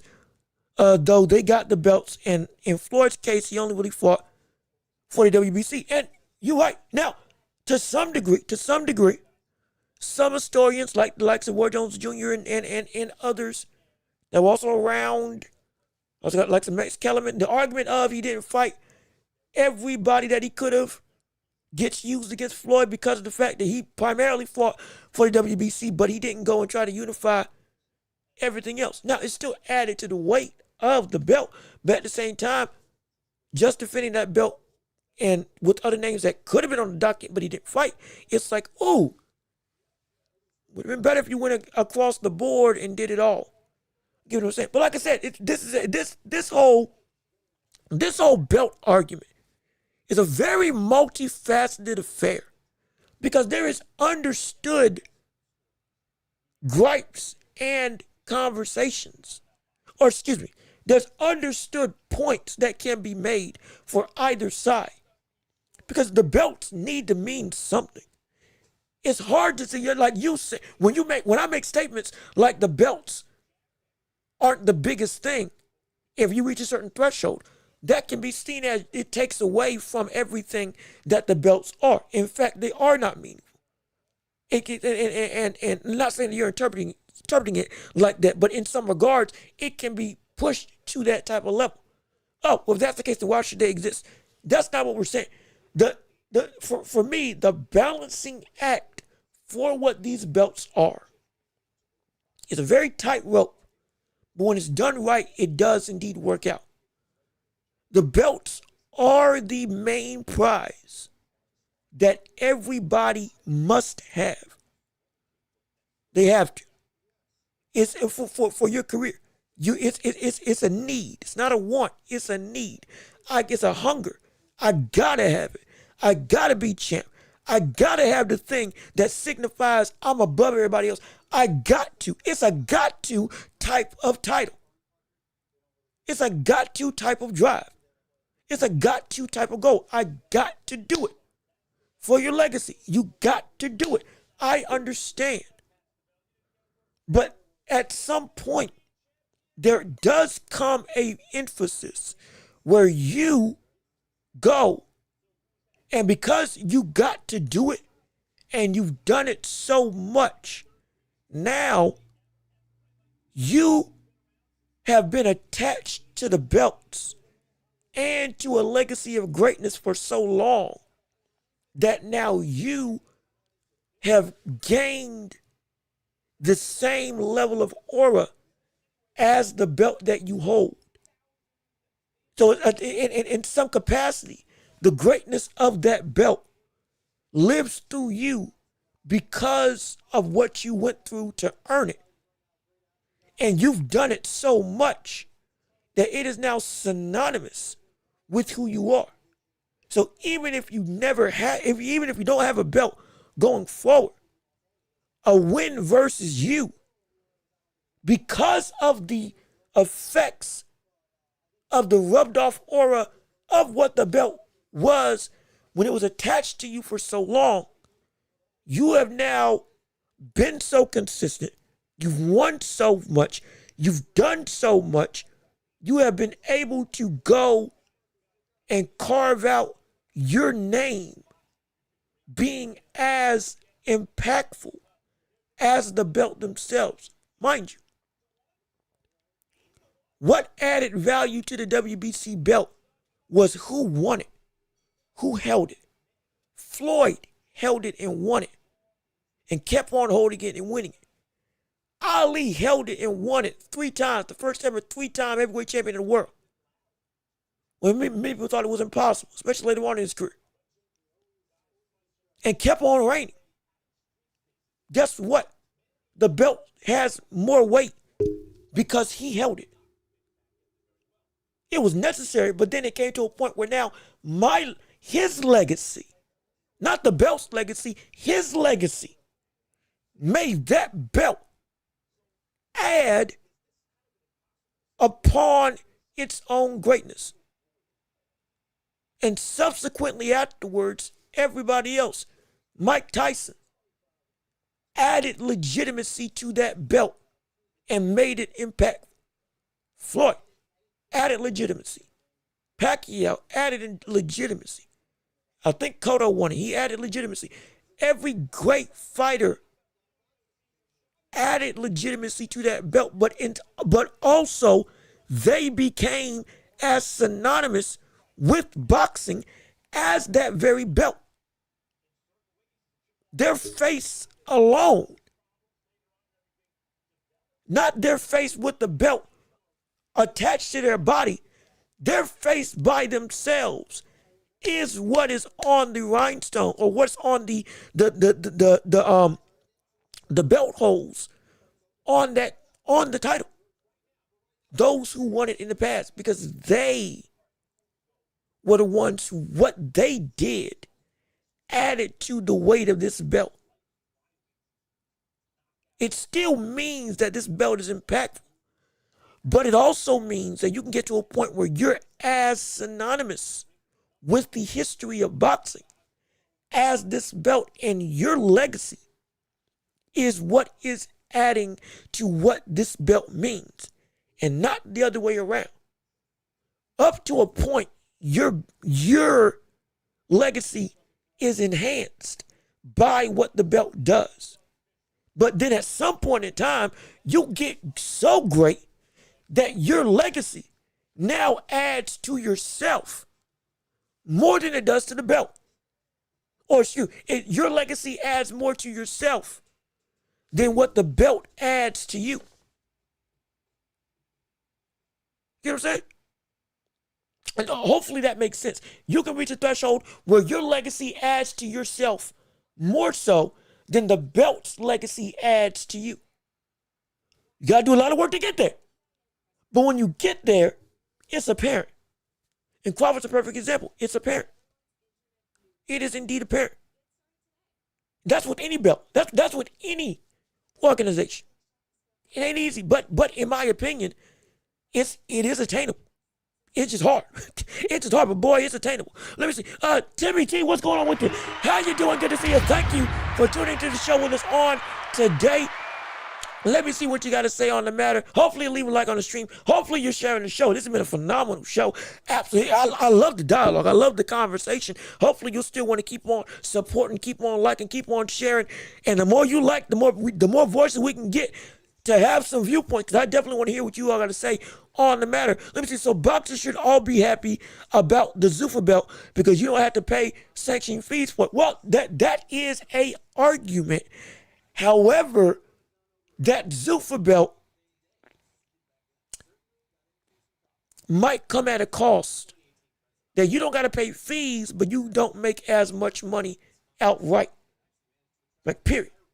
But again, the concern with Zuffa boxing, even with it being talked about as this is like a minor league to a major league. You win here, you get pushed into the Ring Magazine rankings and title pictures and all that stuff for the big belts. That's what Dana White and all of them are saying. But even with that being the case, in theory, yeah, Though I don't have all the details on it, whether or not you're going to have fees for that belt or not. Like I said, other people do. Go look to them. Look up for yourself to make sure you have the information. Look up for yourself to make sure you know what you need to know in regards to all of this. So I'm not leading you astray. As much as I know, if I have gaps in this, I do apologize. Please be sure to research for yourself so you understand what exactly is going on. But to my knowledge,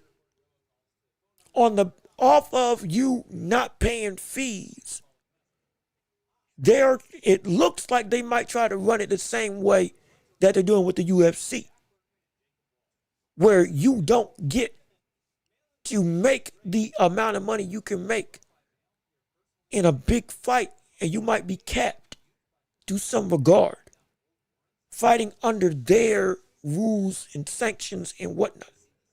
You ain't paying the fee, but you ain't making what you could make if you're fighting for an interim title right now or a world title right now.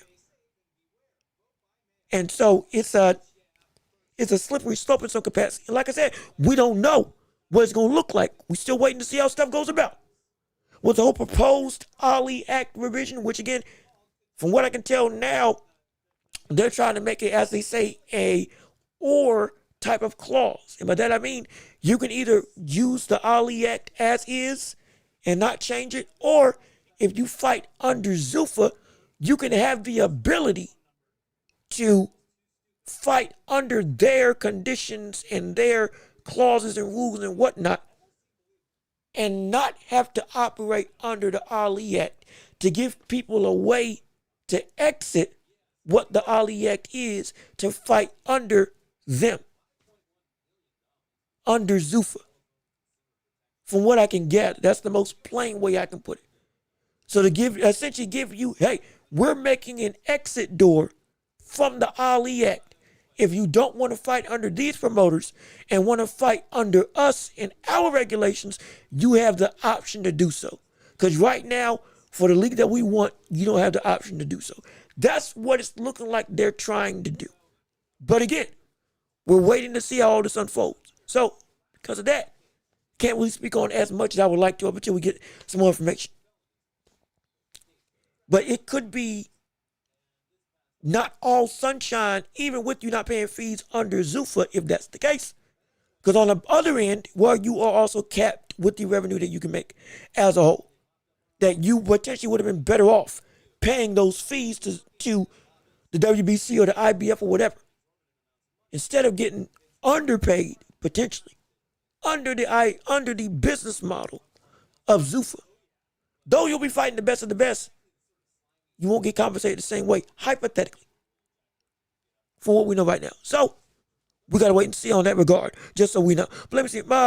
Maybe Mauricio isn't a dummy. Maybe just blinded by arrogance and greed. And no, it isn't. Again, the biggest thing is, the main thing that Crawford's mad at, you try to make me pay more than these other sanctioning bodies. Be clear. Everything else that's a problem is still a problem. But the core problem is that they were trying to strong arm Crawford to pay more than the other bodies. Even if they are doing more for the sport with their fees and other promotions or other belt commissions, I completely understand. But still, from what I can tell across the board, every time I see a fighter talk about what they pay with fees, we are all paying 3% to every single belt commission. Every single one of them is 3%. That's been the most consistent number I've heard thrown around. And all of a sudden, $300,000 and is what they're trying to make Terence Crawford pay. On top of, I think, another $100,000 based on, again, Terence Crawford's own words. But with everybody else, they agreed to what I was paying them at the rate that they were asking. Everybody else asked for the same thing. It was worked. It was reasonable. I agreed and we were good. And you're trying to be different than them. And apparently it's more than what everybody else was asking and what everybody else had accepted. Crawford saying, what makes you better than them when for what I need, you're just a belt to me. You are just a trophy to me. That's his gripe. That's a lot of boxers' gripes. And Lamont, in this case scenario, is operating in a manner that he's getting greedy. He's getting greedy. Because again, there's no other blow up with any other belt commission. From this perspective, this wouldn't be a problem if it wasn't a problem, but it is a problem. So it's a problem. That's the thing. That's the thing. If it wasn't a problem, Crawford wouldn't be saying nothing about it. We've known Crawford, but the only thing that Buddy wants to do is mind his business. The only thing that Buddy wants to do is mind his business and fight. That's it. Fight, get paid, and keep on fighting big dogs and get paid. That's it. He's paid. He's been undisputed twice. Now 3 times. Undisputed 3 times. He's been able to accomplish this before. And there's been no gripe from the WBC or anybody involved in the fees. He pays them. He don't like them, but he paid them. And everybody, he's paying the same thing to everybody. All of a sudden now it's completely different. Seemingly because he took the belt from Canelo. And Canelo as a fee for, or as what he was bringing into WBC, was a big cash cow. Understandable. Now that Crawford's there, they're seemingly charging him more than what the other belts are trying to give him. It's like, hey, but I don't know what deal you had before.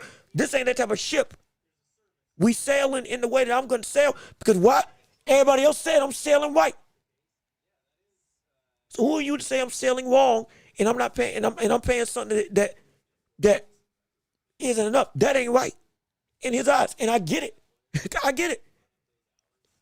I do get it. And so let me see. I thought Bud was going to rematch Canelo anyway. He is. It's well, right now it's being reported that they are in talks to rematch. He will rematch Canelo. If those talks go through, he ain't scared to fight Canelo again. I know that for a fact. But he also, like I said, he's not, if he feels he's getting taken advantage of, he's not going to rock. He just ain't. This has been a consistent thing throughout his entire career.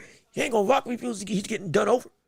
If he's getting, if he is being put in a situation where he's getting taken advantage of, he ain't going to rock with it, as we can see now. Let me see. Is Canelo now not going to rematch him because of no WBC belt? Now, that's an interesting question. I would think he would, because, again, he wanted his rematch with Bivol, and he didn't get it because Bivol wanted to come down to take his belts. And Canelo wanted to fight for Bivol's belts at 175 still. And Canelo, because of leverage, could say, okay, I'm still the man here. I'm still the man in boxing. I ain't got to do nothing. But now that he ain't got no belts, and that leverage of what he would have been against Crawford is gone, and they're both in the same division, if that rematch does take place, he's going to have to take it as is. Why would he not want to fight for the unified titles against the buddy that beat him? Why would he not want to get back in any way possible? Unless he does instead go the route and try to pivot and face the winner of Shiraz versus Billy and not fight what's already been said as a negotiated fight that's in the works with Terence Crawford.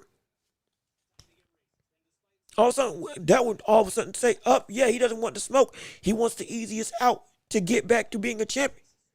That's what would be said by a lot of people. And I would assume he wants to get his revenge. So I think he should and would still fight him. Doubt it. Bud isn't fighting randoms at 168. Yeah, he's not. But Bud's not fighting randoms. Like, he's going after big fights. He was going to fight Janabek, or he's talks of fighting Janabek, was looking at him. Then went now rematching Canelo as negotiations talk is started to rev up. So if you ain't a big name, he ain't messing with you. But also the biggest names are the people that we want to see. So everything right now still falls hand in hand. He'll make his money, but he'll do work. But that is interesting to look out for. Now that Crawford is stripped, will Canelo still go through with these negotiations in good faith to actually try to make a fight? If we see him back out and go for the fight with Shiraz and Billy, winner of that, that'd be interesting. That would be very interesting. Let me see. It's sad after 50 million, after everything, Bud made 50 million for the Canelo fight. I think Canelo made I forget how much Canelo made, but he made it. But both of them make bank. Don't get me wrong. But again, the issue is the principle. The issue is not that he can't afford to pay it, but the principle of one belt thinking that they can do more than everybody else. If I go along with that, then everybody else is going to be able to change their fees for whoever reigns as champion. Next thing you know, we could be seeing IBF raises to $500,000. You got to have to hold our belt. $1 million minimum to go and hold our belt consistently. It can be bad. It can be bad. And so if we're not, don't feed into a game that if we play it for one, we know how corruption works in boxing. Everybody else will do that same thing. And guess what? Now we got a whole problem. A whole nother can of worms, on top of all the issues involving boxing with the belt commissions, with too many titles. Now everybody's getting greedy. Now, shoot, a portion of my purse is gone just to win the belt. Shoot, I might not have enough. Let's say I get a championship opportunity, and I'm only making $700,000 for that championship opportunity. I win. And all of a sudden, I only, plus the winning bonus, I get maybe $900,000, and you're taking $800,000 or $600,000 away from me just to hold the belt. But what? I got $100,000. Yes, it's off of one fight, and yes, I'm not saying you don't make money, but you lost nearly everything that you gained from your purse. If a fighter we've seen fighters get a shot at glory, they go and they win it, and all of a sudden, oh my goodness, I can't believe it. And we come to find out I only made X amount, minuscule amounts comparative to who I beat, but I got the belt. But most of my purse was taken away. So it can be a problem. Let me see. Janibek News is still disappointing. I was looking forward to him versus Lara the most we can. Look, I was too. Look, a lot of people are so upset at that fight. That took the winner out of the sales of what that performance was going to be for a whole host of people in regards to anticipating. No, don't clap for that. In regards to anticipating what was going to be, again, if that fight was potentially setting up Crawford coming back down to 160 to fight Janibek or Lara. Hypothetically, again, with the Crawford-Canelo fight still in negotiations, it could be all of a sudden, if that fight went down, whoever won, especially if we look good doing it, mega fight at 160, road to potential 4-time undisputed. Janibek, if he beats Lara and Crawford, all of a sudden has a window of opportunity in front of him to blow up the top 10 in pound-for-pound rankings and make his name in an insane way. It's there. But now it's all for naught. It's a shame. When you say Lara won that fight, I think Lara won that fight. I think it solidified him as a Hall of Famer. Honestly, I think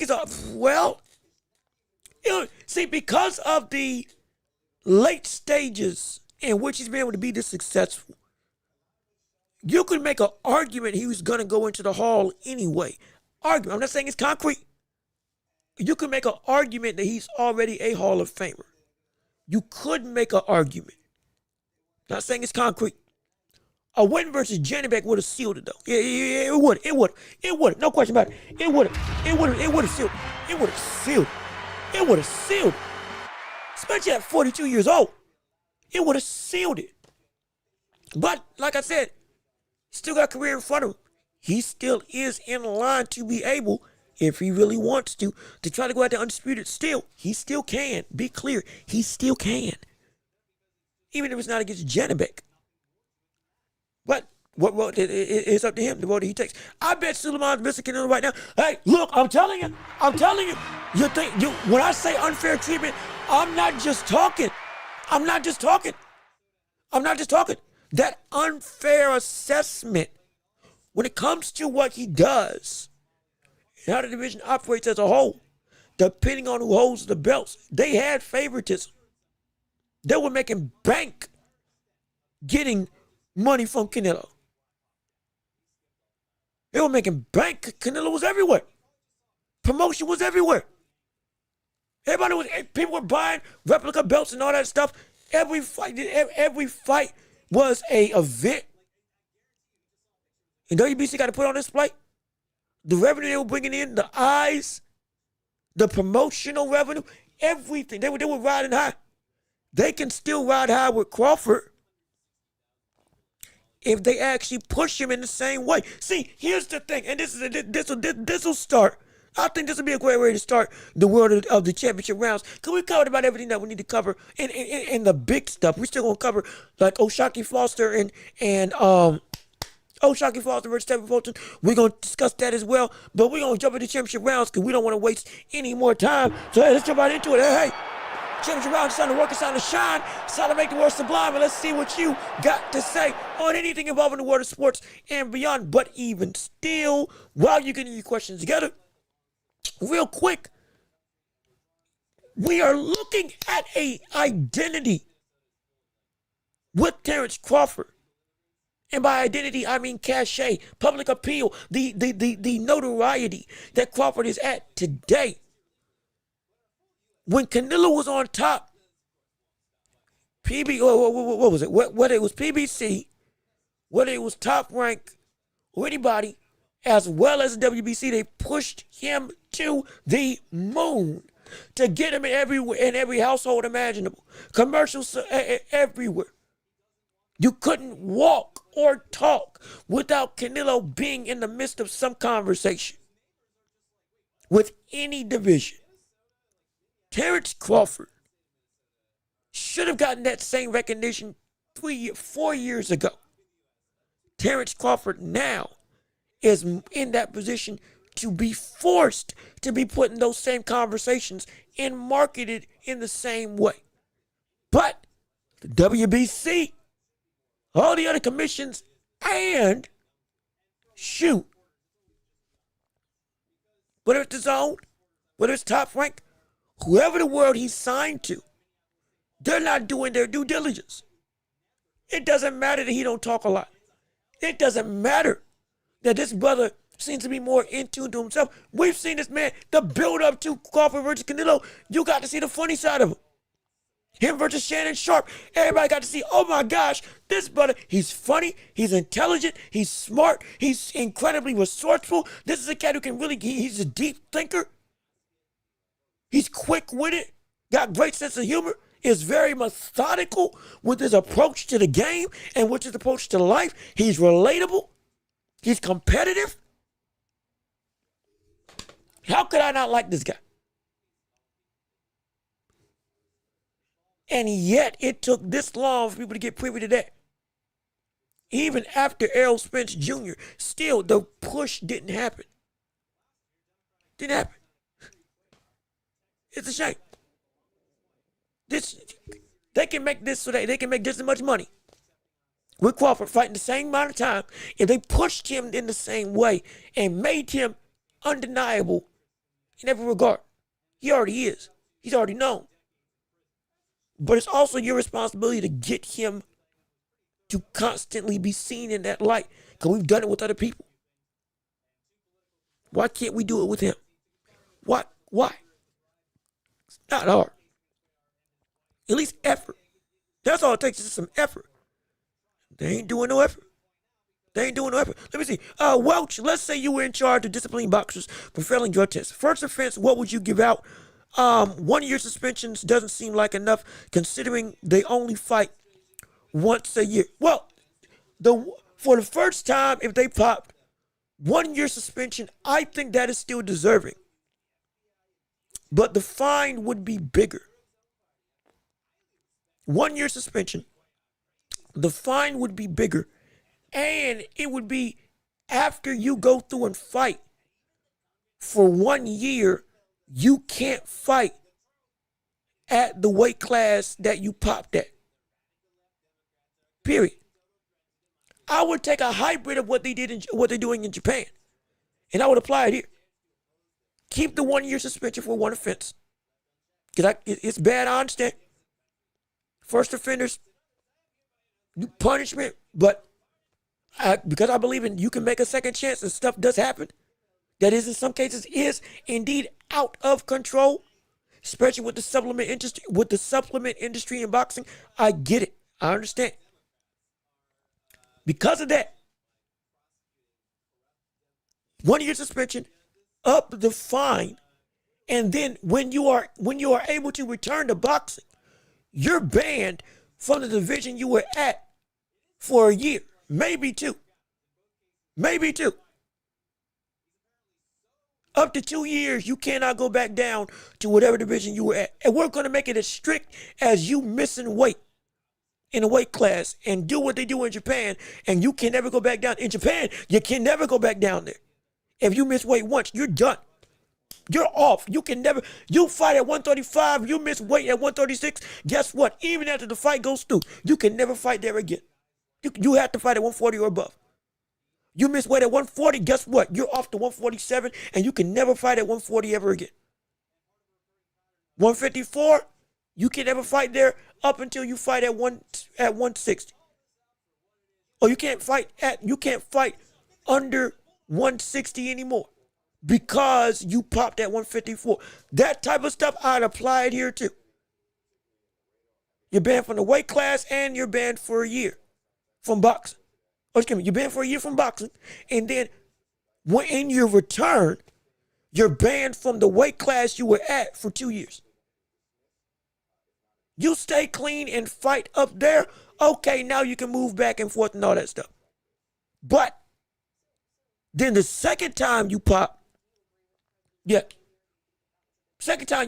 shoot, I'm going 4 years. I'm going 4 years suspension. I'm going 4 years suspension. And you can't fight at that weight class, and it is upwards of a $4 million fine. We make it severe. And then you pop a third time, you're gone. You're banned from the sport. Period. That seems fair. I think that is strict enough to where everybody would see, okay, hey, we don't want that risk. And that would also help implement, okay, we're gonna force you to fight. You taking all the stuff to get bigger and stronger at a lower weight class, we're gonna force you to fight at where you actually supposed to be. And you better be clean when you up there. And only when you show some consistency can you move back and forth through those weight classes. But until then, no. Second time, you're banned outright. You can never go back down. And you're banned. And it's like a multi-million-dollar fine. Or whatever percentage of revenue you've grossed. Because some people, they blow, not even, no, we're gonna make it a hard number. But that's what I would do. And then the third time, you go. And that's as fair for what my standards are. That I think that would be fair. I want to give some room to be able to come back because stuff does happen. Stuff does go awry. Mistakes do get made at times, even though the sport, you can't afford them. I get it.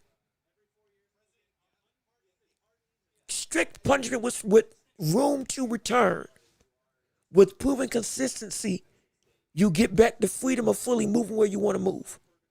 Second time, there's no freedom. You're done. You're popped. You're banned from the division. You're banned for 4 years. At least 3. At least 3.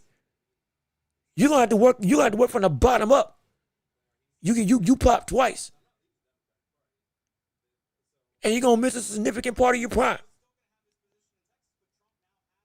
And it's a huge fine. Then third time, you gone. Plain and simple, you gone. Plain and simple, you gone. That's it. 2 years first offense, 2 years for second offense, lifetime ban for lifetime ban third offense. Yeah, I can see that. I can see that. I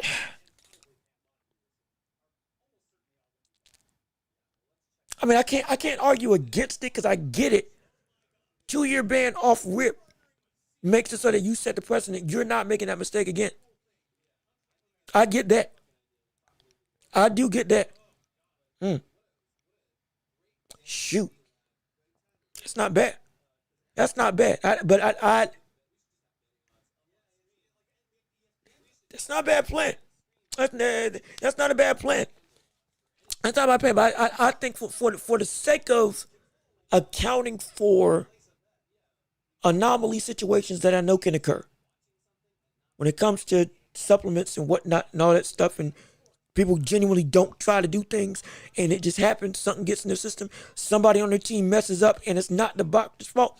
Because of that, give some room for a little bit of grace for that first instance. But then second time, yeah, bring the hammer down. And then third time, like you said, you go. Absolutely. Not official that innocent. Oh, yeah, I almost forgot. Hold on. Wait a minute. Let me pull that up. Because I nearly forgot to talk about that because of the fact that it was so, with this Crawford news, it kind of took over everything. But it is, let me see. I got the tweet here somewhere. Yep, here we go. Let me pull it up right here for you all to be able to witness and see. Like you read on the chat, or like you read in the chat. Yeah, it's true. It's true, all right. WBC has announced the winner of Virgil Ortiz, Juwan Ennis, WBC interim title. Must fight the winner of Sebastian Fundora or Keith Thurman for the WBC. Oh, wait, hold on. Time out. No, hold on. Mulligan.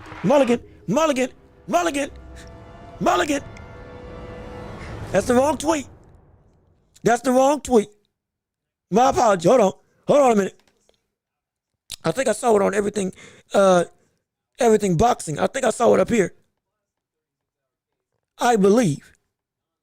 Because I know exactly the story that you're talking about.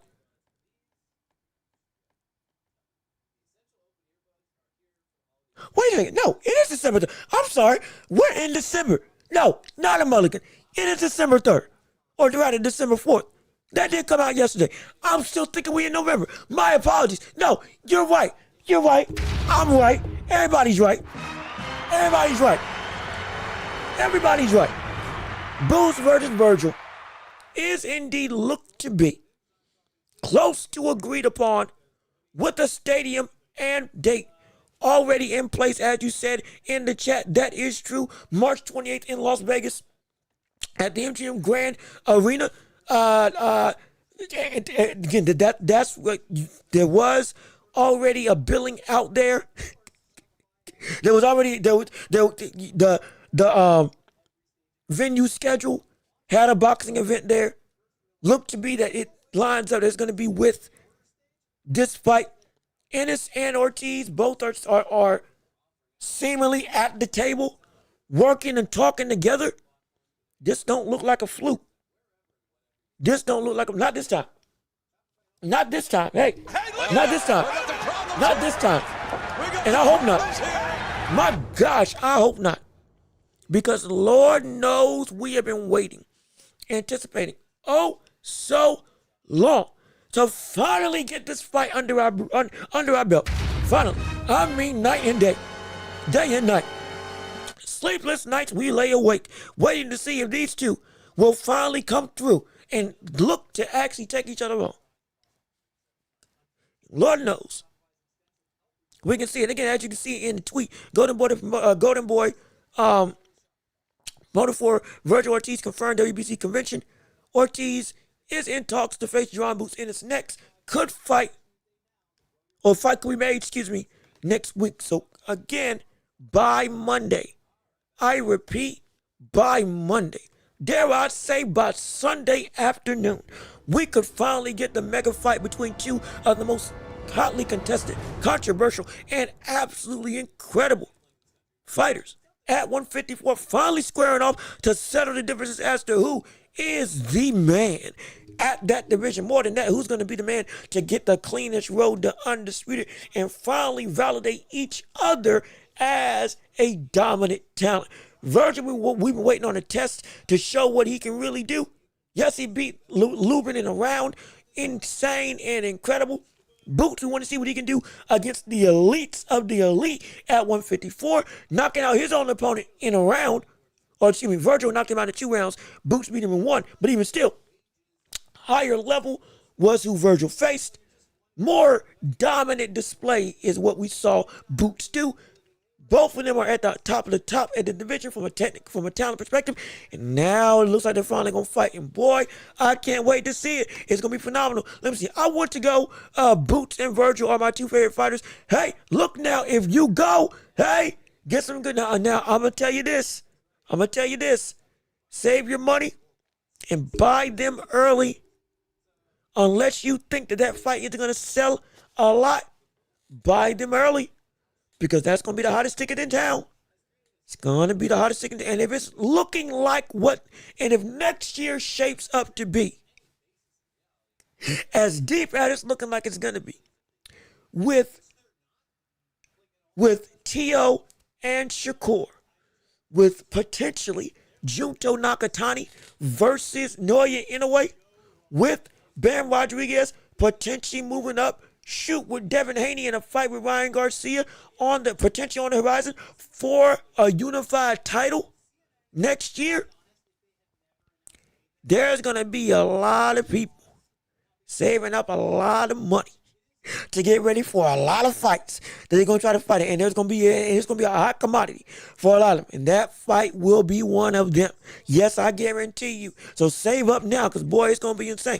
I watched the interview. He brought up 3 names and claimed they're waiting on Ennis again. And if they are, let's hope he pulls through. Like I said, we've already gone through this whole thing of who's ducked to who's running from who don't want the smoke. Last time we came to just about a scene or a majority kind of feeling that the last time when Virgil called him into the ring and then afterwards said, I would love to fight Errol Spence. Hey, buddy, that sounds like you don't want.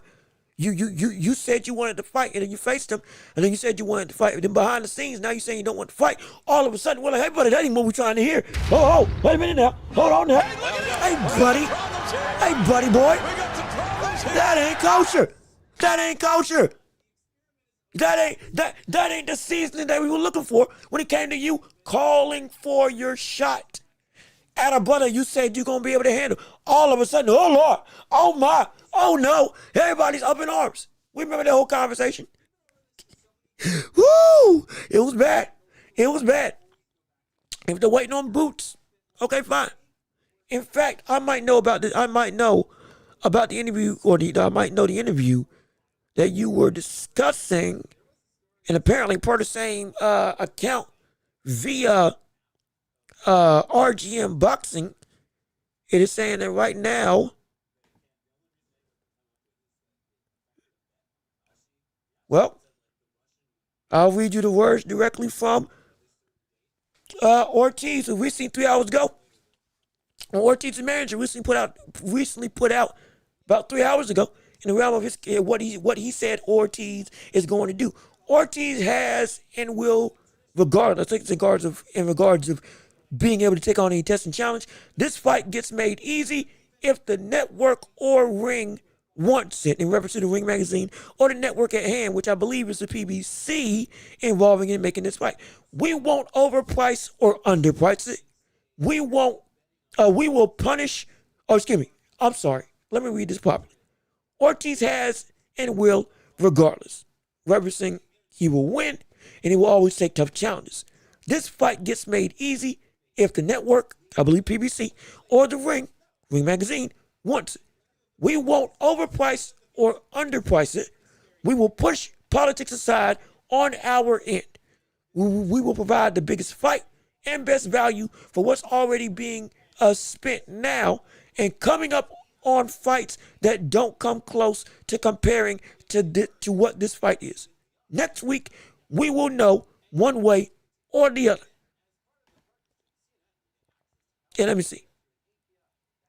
And he also says, when referencing to, I believe, the reporter of who he's fighting, I love you, but I will bet you any single amount of money you want or anything in your collection. Not only does Ortiz punish Boots, but he beats him as he always has at the bank as well. Since he's saying he's going to be able to make more money than him on this fight if they do go through and make this fight happen. So apparently, Ortiz's manager is gung-ho saying that we're going to make this fight happen. Again, I'm reading that verbatim from an interview that they were having that just got posted 3 hours ago, or at least reported it got posted 3 hours ago by another media. And so they say, hey, brother, this fight ain't, on our end, this fight ain't going to be hard to make. Paraphrasing and summarizing what his words were. On our end, this fight ain't going to be hard to make. On our end, we ain't going to do no politics to put this fight out. On our end, we're going to make this fight be able to cost a fair amount. Not just to pay each of the fighters, but also for the fans to be able to see. And on our end, we going to handle business. And I promise you, by the end of the night, not only will we beat you in the ring, but we'll beat you at the bank. Because we're going to make more money while we have you looking up at the lights in the middle of the ring as we go and tote the belt around and tote our greatness around the ring for the world to see. That's what he's saying. So he's calling out shots. Hey, look, I love it. I love it. I love it. I love it. I love it. You're doggone right. I love it. I want to see that happen. You no question about it. And my coffee's cold, but it don't matter. No doubt in my mind, I want to see that type of rhetoric take place. And see, this is the type of bravado we would have loved to hear. We would have loved to have heard from Ortiz and his team subsequently after the face-off. Doesn't that just make sense? Huh? Doesn't that just make all the sense in the world? Why couldn't you have said this in the ring, in the mic, in any of the interviews? So we couldn't have had to have any of those conversations about, wait, Ortiz, what you doing? You ain't fighting like a brother that is supposed to be the top, the cream of the crop, the top of the top, the best thing in all the land, and the biggest talent that is a threat to every person at hand. It ain't supposed to be that we asking these questions, yet we were. And it wasn't because we were trying to hate. It's because what you said wasn't matching up with what you had said previously. My gosh. His manager took the mic and came out guns blazing. Or we had that as a statement subsequently after he got into the ring. Lo and behold, brother, the buzz would have been even more paramount. It would have been even more grandiose. It would have been even more exciting, palpitating, incredibly enthralling, absolutely ludicrous from the sense of hype, pomp, circumstance, outright fandom, the fight or flight from the senses of, yo, we don't know who's going to win. We don't know who's going to box, who's going to brawl. Will they both brawl? The animosity, the anticipation, the drive for blood, guts, and absolute carnage, painted on a canvas of absolute golden tapestry. That could have been what this fight was from the build-up. And all they had to do was just say this. That's all they had to do. That's all they had to do was say this, and we could have alleviated all the conversation that we had a couple of weeks ago to about a couple months ago involving Virgil Ortiz. My gosh. Could have said there's a whole bunch of trouble. And lo and behold, we're going to wait and see whether that fight comes on, whether that fight comes to fruition as we continue to go and transpire throughout the months, or rather throughout this time, going through and waiting to see if these things come to fruition. So like I said, we at the end of the year, and we still got so much more to come, and we still got so much that can come about subsequently after. I'm like, shoot, man, this thing just keeps on moving. Oh, also, we just got some news. Apparently, let me make sure this is right now.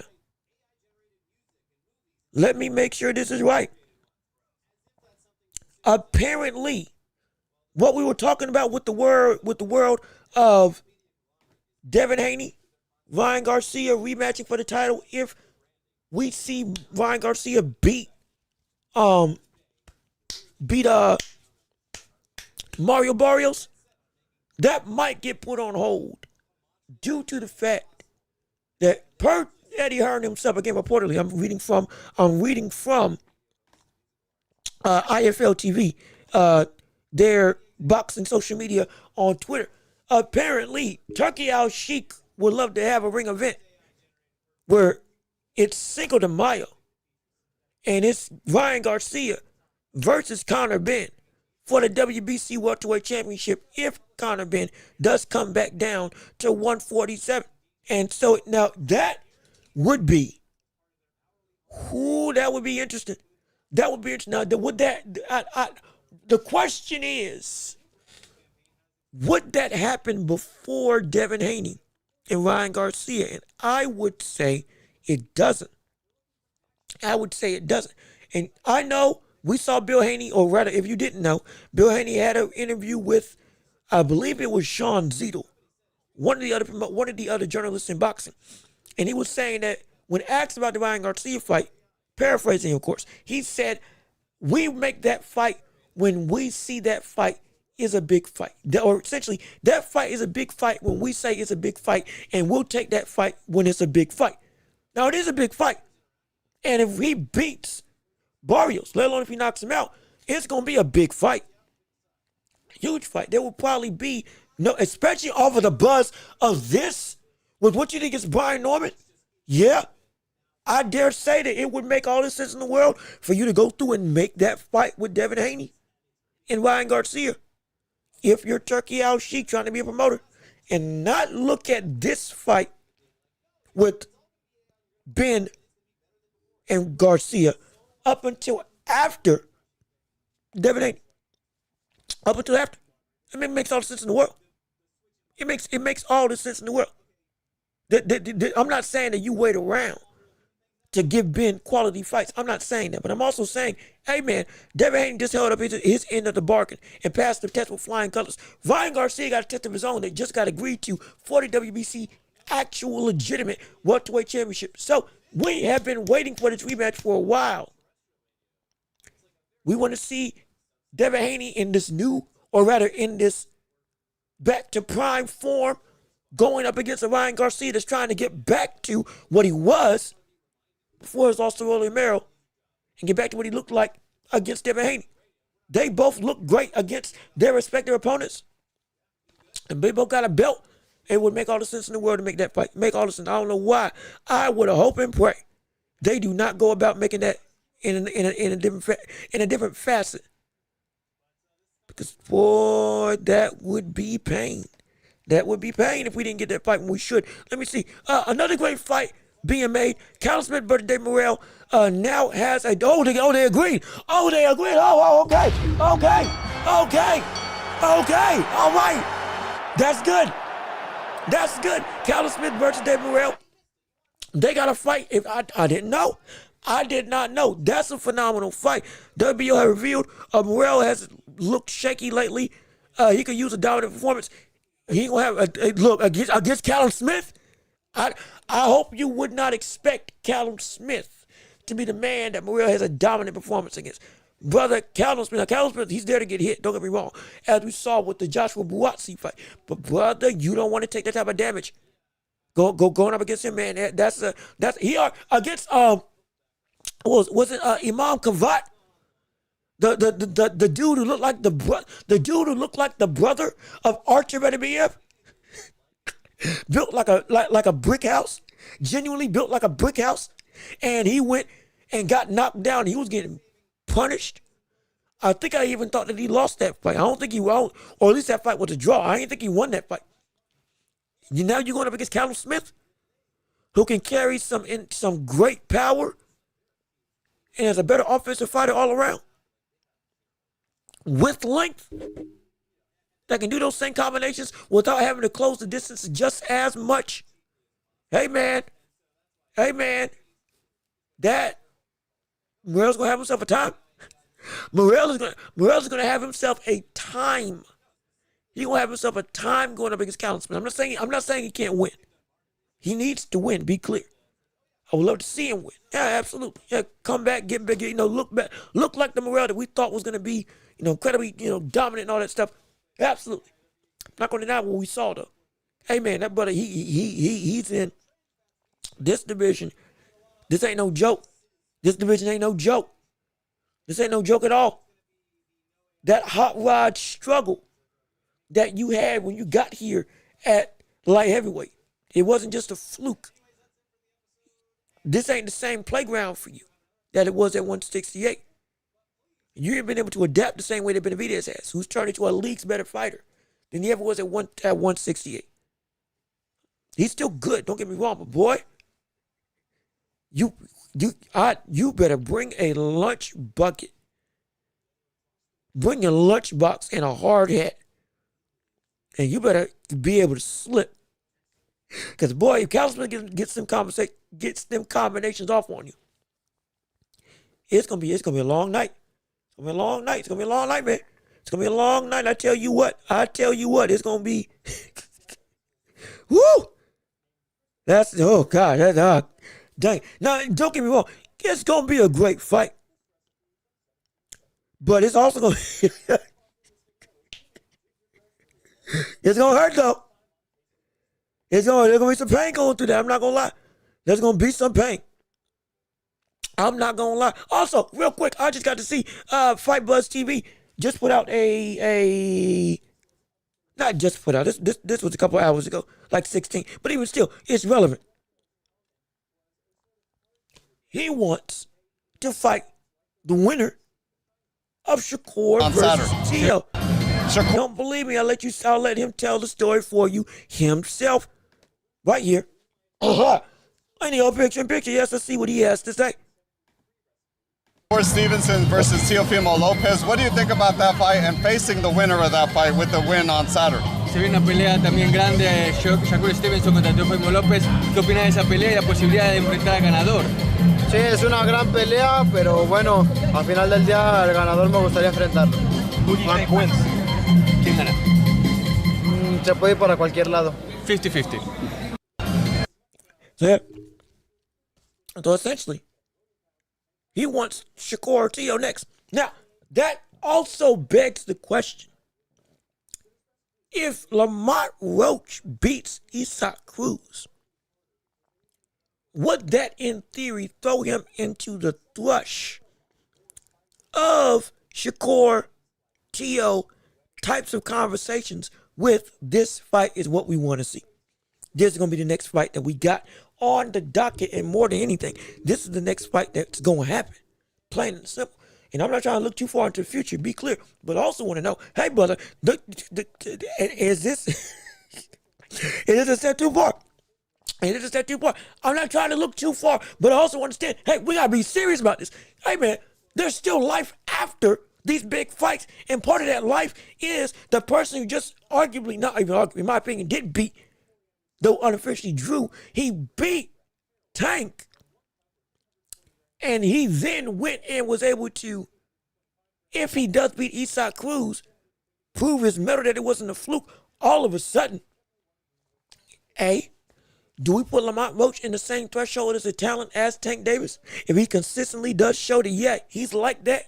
If he fought like he fought against Tank and then beats Isaac Cruz, and if so, does that deserve the conversations that he should be involved with fighting and be able to compete at a legit level against the Tios and Shakurs of the world? In my opinion, that will put him in a threshold where, yeah, he could beat the likes of Richardson Hitchens. If he beats Isaac Cruz and fought like he fought against Tank, yeah, he can beat Richardson Hitchens. Cyril Matias, he can beat Cyril Matias. Or any of the other champions, but those two, Tio and Shakur, have been the two that have head and shoulders gone well and above every other avenue of not just success, but of talent across the board in this division. If he wins this fight, does he deserve to be in that conversation? Beyond just, hey, we would love to see this fight next. Does he belong in a skills perspective with them in these conversations? Does he? And would it be a closer fight than we may have imagined from the standpoint of looking at the initial outcome? Though we would assume, hey, Shakur will probably be favored, or Tio will probably be favored. Again, this is depending on the winner. Would it be too far-fetched to say that he does indeed earn some respect of, you know what, it's more likely that we could see an upset than we may be given credit for? Potentially, hypothetically, like I said, we ain't crossing that bridge till we get there. Because again, we still got to get there in the first place. We still got to get to that road before we do anything else. But what we do know is that we're going to have some real conversations about Lamont Roach. If he beats Eastside Cruz, let alone if he knocks him out, and if with his fight with Tank, with what happened, that happened. Excuse me, that's a weird way of phrasing that. Let me start over. If he beats Eastside Cruz on top of his performance with Tank, it would be hard pressed to say that we got to start having some respect conversations in regards to his talent with the others at the top, like with Tio and Shakur. You can say that they're better. No problem there. I agree. But you could also say that he can compete, because it would show that he ain't a fluke. Again, hypothetical. But again, this is food for thought. Conversation to delve into if you so choose. But again, it's still the championship rounds. I want to hear from you all. And since we had, 2 hours and 30 minutes, we're going to go into the last call. Yes, sir. Last call. Like I said, we don't drag out the show. We don't drone on with anything. Doggone it, with all this stuff, I even forgot to set a super chat goal for what the stream was supposed to be. Dang it. Hot dog, you know what? I'll set it for the next stream, hypothetical, if I remember. But regardless of which, just you spending time with us is all well and good enough. Please keep on liking the stream. Please keep on sharing the show. Please keep on enjoying your endeavors with everything that you got. And we still want to hear from you. It's the last call for the world of sports, movies, television, all that stuff in regards to what you want to say for this championship round segment. You have the opportunity to say whatever you want, ask questions, have debates, have conversations, get some takes off, whatever you want to do. The floor is yours for your own endeavors of what you would like to say on the show. But again, it's the last call now, because you got time to do it. But if you don't do it, when to the next what? I'd say with 2 minutes, because we got to have somebody coming in. we can't sit around forever. We want to give you a chance to say something. If you got something, great. If you don't, completely fine. But it's your opportunity to get throw some jabs. If you got something at me, you got to take that you don't agree with. You want me to look at something from a different perspective, whether it's about a fight, whether it's about this weekend with the fights coming up, whether it's about anything involving other takes we've had, opinions that you've had that you want to see my thoughts on, some hot takes, some cold takes, some just questions, dream fight scenarios, whatever you would like to discuss, or beyond that with the NBA, with the NFL. Well, I ain't gonna say hockey because I don't know nothing about hockey, but in other regards, movies, television, sports, all that stuff. Anybody seen Zootopia? I haven't. I want to. I'm about to go start into Jujutsu Kaisen Season 2. Excited for that. We got John Cena's last fight. I believe his last appearance is a Super Saturday Saturday night main event. Last match of John Cena ever. If you're a wrestling fan, that's getting ready to happen, I think, in a couple days. If not this Saturday, next Saturday. So my gosh, get ready, because we all going to be crying. The Lord knows. I'm going on with that, but who knows how long. Oh, good gosh. Him finally packing it up almost seems unreal. Yet it is going to happen. I can't believe it. I'm shocked. Shocked in every regard, but even still, want to hear your thoughts. But if you ain't got nothing else to say, it's completely fine. We'll keep the ball rolling, and we'll see you all next week. So, with all that being said, all chats being done, all news talked about, we're going to be back tomorrow for the world of boxing and beyond, and with the whole show dedicated to championship rounds, as well as talk about the whole of the card. It's going to be fun. It's going to be exciting. Let me see. Yes, Jujutsu Kaisen Season 2. You're going to enjoy it. How did you find Season 1 when Yuji Toto was fighting the tree? No, see, that was wild. See, that was... that was crazy. When they fought the tree, that was insane. I'm not gonna lie. That I went back and I went back, and it was so ludicrous. I was like, wait, hold on. There's no way to fight in the tree. Oh, they are. Oh shoot, This street got hands. Okay. All right. Let me. And then we wanted that scene a couple times because I was like, wait a second. I didn't know. I knew I knew they could throw down. I ain't know like that. That butter cold. Hey, look, that butter he cold. He cold. Hey, Gojo, that butter is cold. That butter is cold. Gojo is cold. That butter is, he was cold in the movie. He was cold throughout the season. And butter, he was so cold in that fight. Oh my gosh. But like I said, don't spoil me on season 2. I'm gonna watch it this weekend. I'm watching this weekend. I'm so watching this weekend because, like I said, I gotta between us prepping for the fights coming up this weekend and me also trying to cut some stuff.